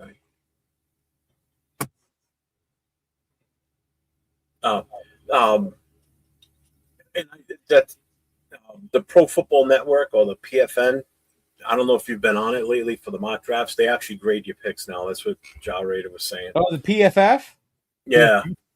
Yeah. So when you actually draft a player at the end, it'll break it down. It'll break down your trades that you make too. It'll give you grades on the trades and what you actually get. You know how they figure out the value for the trades? It's a 1,000 point or what. It breaks that down too. If you're ahead of the game on the trade and shit. It's actually pretty cool the way they break it down now. So, actually, I just got a picture of Mendoza in Vegas having dinner. Oh. I did. They sent it to me. Bro, that's what happens when you're the world famous Cheeto liners. You got insiders like that. Fucking everywhere. Joe says we need a kick because Oz is gay. Samoa Raider posted it. Okay. Ours is gay. Man, people are gonna have a field day with that kicker. Oh my lord. Oh my lord. Mm-hmm. I would be shocked if Ichinor falls that far. If he does, that'd be. I wouldn't be against that either. To be honest with you, not at all. I think that's why I'm so excited to watch the draft. Is I know we're going number one, whatever we do, right?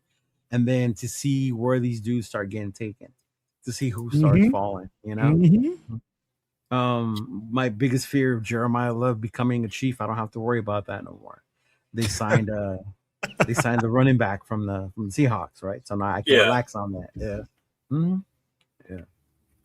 But now my other fear is that they get someone like Mekhi Lemon. Like, fuck. Yeah, that's all. That's all Mahomes needs is another weapon. Right? Yeah. Mm-hmm. Oh my gosh, bro. I'm pretty much got everything out of what we were doing tonight. So faux show. You got anything else? Final thoughts? Will, start with you. What do you got coming up? What do you got going on? Or wrap up what you think about tonight. Wrap it up. Hey, I got 2 kids. 3 little bow on it. Practice. Hey, but I'm gonna tell you guys like this, man. Hey, if you guys are on TikTok, to all our 31 to 51 listeners that we had on TikTok tonight, please come over to our YouTube channels, man, and like subscribe to the YouTube channels. Hey, I got my boy Cheeto Linus. I got 401 Raider Jeff. I got myself, Silver and Black Radio Podcast. So come over to the YouTube channel. All those comments that I see in there, that's the only way for us to bring them onto the YouTube channels for you guys to come over. So hey, we appreciate you guys watching us on there. D-Menace, my dog. Hey, this Thursday, man, I'm going to be running the show with the Silver and Black Radio Podcast. I got my crew coming in. We got Israel coming from TBH Sacktown. Yo, make sure you log in. Yeah, or Izzy, the VP. Oh, okay. When you said Israel, I was thinking Lovelock. I was like, you got Lovelock coming up? I haven't seen Lovelock. We can get Shout out to Lovelock, bro. Where you at, Lovelock? Where you at? Where you at, big dog? I gotta hit him up. Sir. But yo, I'm gonna be down there at the TMBC takeover this weekend. So if you guys are in Texas down there, please come on over, man. We're gonna be doing a podcast. Raider Love is going, I believe. So reach out to her, have her on your show for a bit. That would be cool, absolutely. Man. We'll have her on, man. We'll be doing a bunch of live recordings, a bunch of stuff like that. You guys know we try to bring you guys everything live, and hopefully, if these guys are doing a live show or whatever, I can jump in and you guys can see some of the live action that's going on. At the end of the day, though, man, I appreciate you guys, man. I love my brothers here. Thank you guys so much. I had a great time tonight. It was fun, man. I think we talked and we hit on a lot of key points. I'll be a Raider Nation. Just be patient. Enjoy the time with your brothers, man. Make those memories and make sure that you hit up our boys, Steven's draft party. Motherfucking Romanowski, baby. Shenanigans Bar and Grill, baby. Go ahead, Cheeto. Watch out. People might rage out that day. I wanted to put this up while Steve was still here. I forgot. I know. I was telling him. Yeah. So don't forget, anybody that's in the Sacramento area, make sure you get over to the Shenanigans draft party meet and greet Thursday, April 23rd, 4 p.m. to 8 p.m. Bill Romanowski will be there. So if that doesn't make you want to go there, I don't know what would at that point. So make sure you get your asses over there. 7431 Madison Ave in Citrus Heights, California. So make sure you go. I know Sacktown Mike's going to be there. So you will see him there. So. Oh, for real? Mike's going to roll through? Yeah, Mike said he was going to go there. When he saw that Romanowski was going to be there, he said, oh, hell yeah, I'm going. Oh, shoot. Yep, see, he said it right here. I'll be there. So go see the one, the only, the crazy airborne paratrooper, Sacktown Mike. Oh, no way. Yeah. James Firpo's in the house. So let's get this for him here real quick. Firpo. Sacktown's a good dude, man. Good dude. Yeah, I can't wait to meet Mike in person someday. Oh, you haven't met him yet, huh? No, he's in Cali. When would I have met him? Yeah, that's true. That's true. Next person to say shenanigans getting with pistol whip. Shenanigans. What do you got coming up? Oh, actually, I have a draft party coming up. Hey, what? Yeah. Shout out to Ventura County Raiders Booster Club. I will be at Ruby's Mexican Food and Tequila Bar in the city of Camarillo. It's gonna be frio. Make sure y'all roll through. Yeah, Thursday, April 23rd. We will be streaming there live, y'all. So show up early. I want to interview as many of you as I can before. Who's gonna announce our pick? Before whoever goes up there and announces our pick, right? Before they go up there and they announce the number one overall pick. So it'll definitely be cool. I will be there. I will have some of my merch there. Have the Fernando shirts, the Max Crosby ones, whatever jerseys we got left. Andy Reader merch will be in the house as well. So if you're nearby in Ventura County, make sure you shoot through, come through. All teams are welcome, by the way. Sergio, shout out to Sergio. He wanted me to mention that all teams are welcome. So I will definitely be doing that. Oh, the 23rd. Yeah, man, it's gonna be a crazy week, y'all. Because right before that, I don't know where y'all have been. WrestleMania is coming up. Oh man, that's So, huge. That's huge. That's huge. That's like Christmas for me. So WrestleMania is coming up. Saturday and Sunday, it's already come out. Who's fighting what day? So definitely be doing that. But yeah, between now and then, man, we'll do our regular shows. I hope y'all have fun out in Texas. I've seen a lot of you guys are going out there. Shout out to the new president and vice president of TNBC LA. You know, shout out to Chef and Dub. You know, Chef being named the president and Dub being the VP. So shout out to them, man. Wish you guys the best of luck out here in LA. Definitely collab and get together and do some stuff once the season starts, y'all. Mm-hmm. And Will, your partner in crime when you go away, Marlena, just took over her chapter as president. It's Brad's step. She'll be back. She's back as she's back as president. Shout out to Marlene. That's what's up. Yep. Then we have Daryl, who took over TBH Bakersfield. Congratulations. Big Easy? Yep, Big Easy. And then Becca, who became president of TBH Dallas. Did we meet her that time? I can't remember if we did. Yes, we did. Houston? Yeah, we did. You got her already, bro. Yes. She don't knows everyone.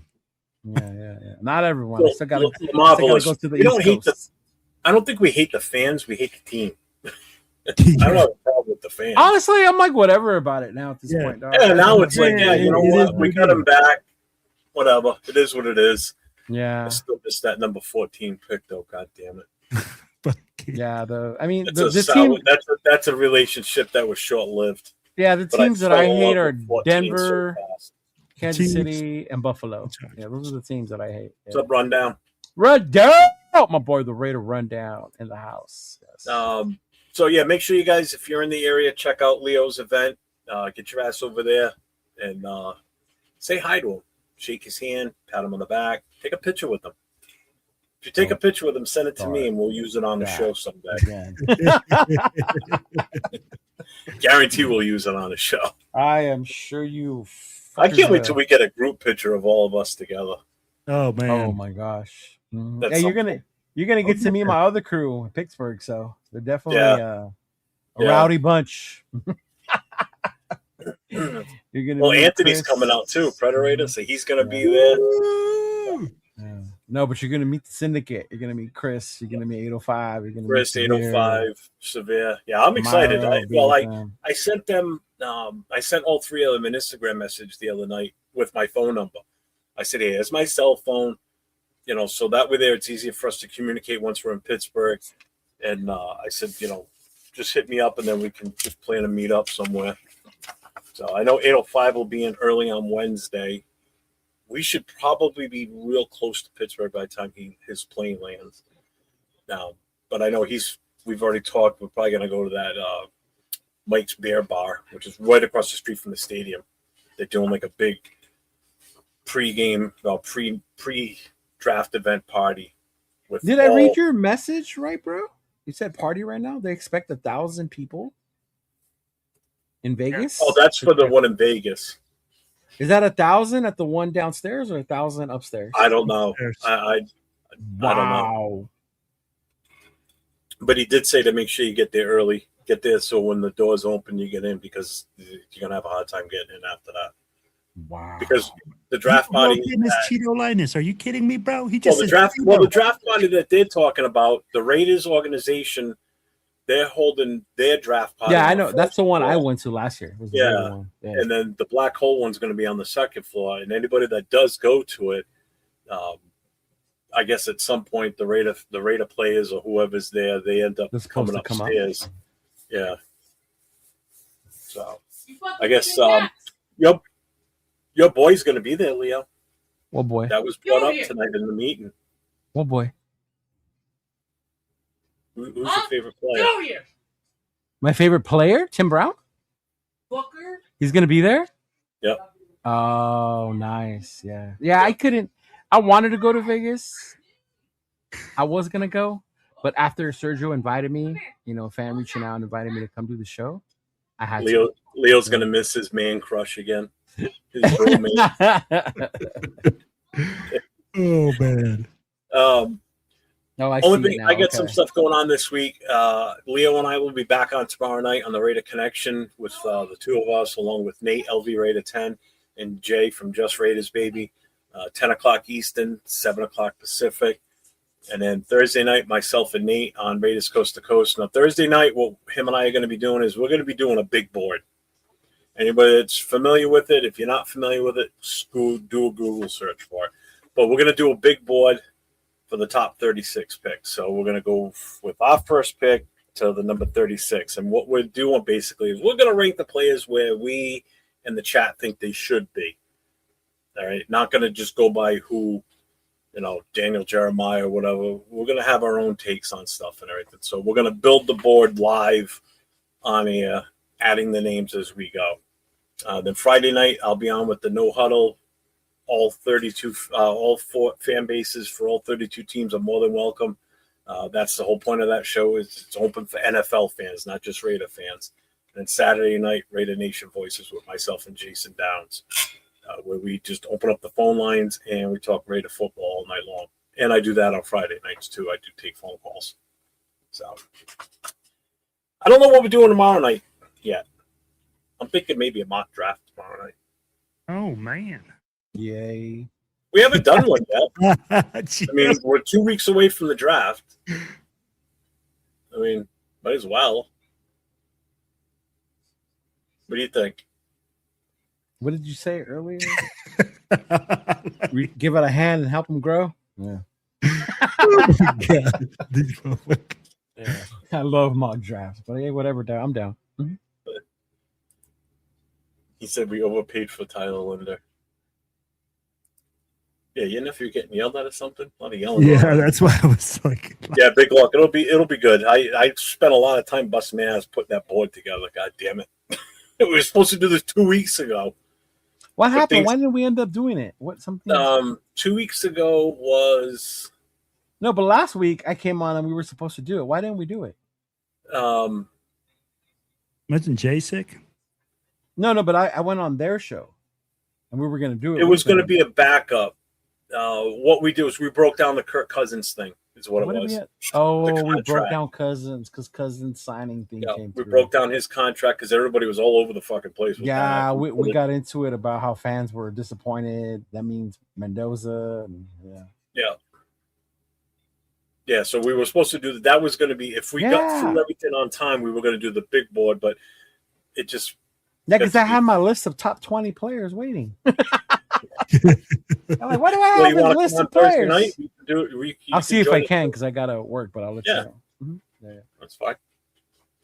I mean, we already scheduled to have you on with the big board, but then the Kirk Cousins thing broke. That's what it was. Kirk Cousins signed on Thursday last week. Yeah. That's what it was. Oh, we agreed with him.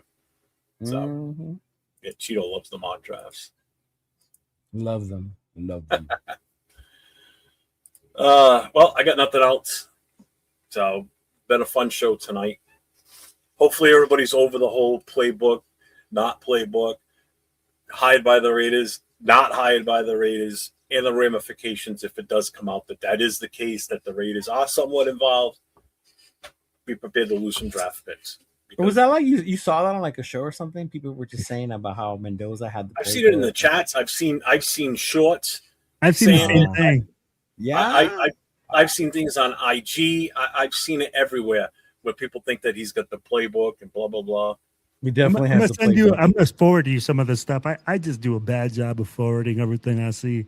Like I said, if everybody would just sit back and just take a deep breath and look at it again, and look at it with the fact that with everything that we've done so intelligently, why would we fuck the one biggest thing that we could possibly screw up?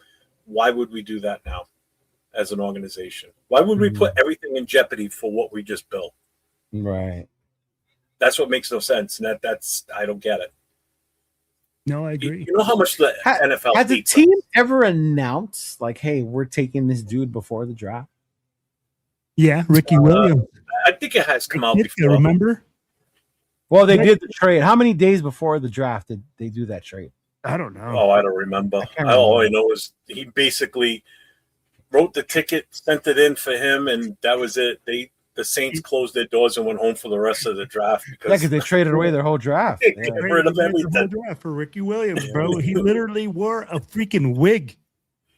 Because I know Peyton. Peyton wasn't, because it was either Peyton or Leaf. Caleb was the same way. It was either. Yeah, you didn't know.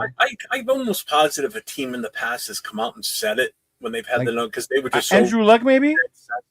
Bro, we just said it. Ricky Williams says, bro. Like, no, I'm talking about a quarterback, bro. Like, blatantly said, like, we're taking this guy. I don't know. I don't know. No, I don't know. I'm sure it probably has happened. That's a new idea for an AI video. No, my account was not hacked. I made that video. Yeah. Mm-hmm. All right. I got nothing else. Oh, we out.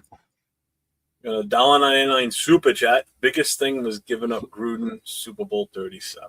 Bro, that changed the trajectory of the Raiders like you have no idea. Yep. Mm-hmm. It most certainly did. That's part of that what if scenario we did a few weeks ago. Mm-hmm. You know, what if Gruden was never? It was the what if the Tuck rule never happened. How things would have changed. But well, there was still a championship game after Jason that. For the $1.99 super chat. Thank you, my brother.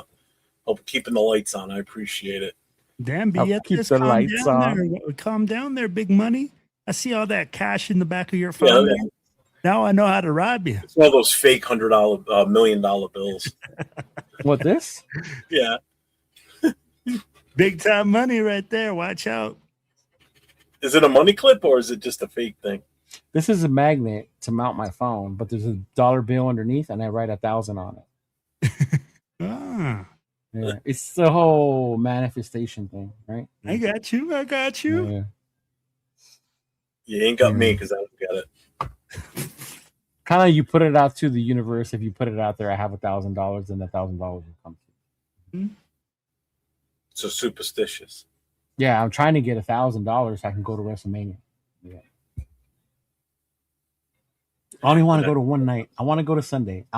Saturday I already have planned. I'll be here in Long Beach. You need to schmooze more with your Uber riders or Lyft. You need to what? You need to schmooze more with your patient. That just sounds dirty. What you're doing? You need to talk it up more with them. Maybe you'll get a sugar mama that needs a ride. And she'll be like, "Oh, you're such a nice guy here." Oh, look, I can now work WrestleMania, Sonny. I can work with brands to boost your existing content on IG. Ooh, I hit a new level on IG. Yeah. Fucking cheetah. No, it's funny, Jeff. I try that, and I do get more tips if I get a fresh cut and I drive that day. That is a proven fact. Yeah. Mm-hmm. Yeah. I wouldn't get shit for tips. Look at me. I look like a miserable old white bastard. I wouldn't get in the car. Like, no, I'm good, bro. No, because I look creepy and scary. Like, nah. Especially if I'm wearing a short sleeve shirt and I have fucking tattoos all over my arms. Yeah, he'd be like, yo, you Leo, like, yo, you no hablo, no sé. No lift. Everybody needs to realize when they get in your car for a lift ride, they're riding with the world famous Cheetah Linus. Yeah, exactly. Has a picture of himself hanging from a car freshener. I do not have one of those. No. All right, everybody. Everyone have a wonderful evening. Thank you to all our moderators for all the channels for being there and helping out. Thanks for the super chats tonight. Thank you for all the new subscribers that checked in tonight and helped out Steve with his new channel. and anybody that subscribed to any one of the three of us up here tonight. We appreciate you all. And as I always say, stay safe. Go Raiders.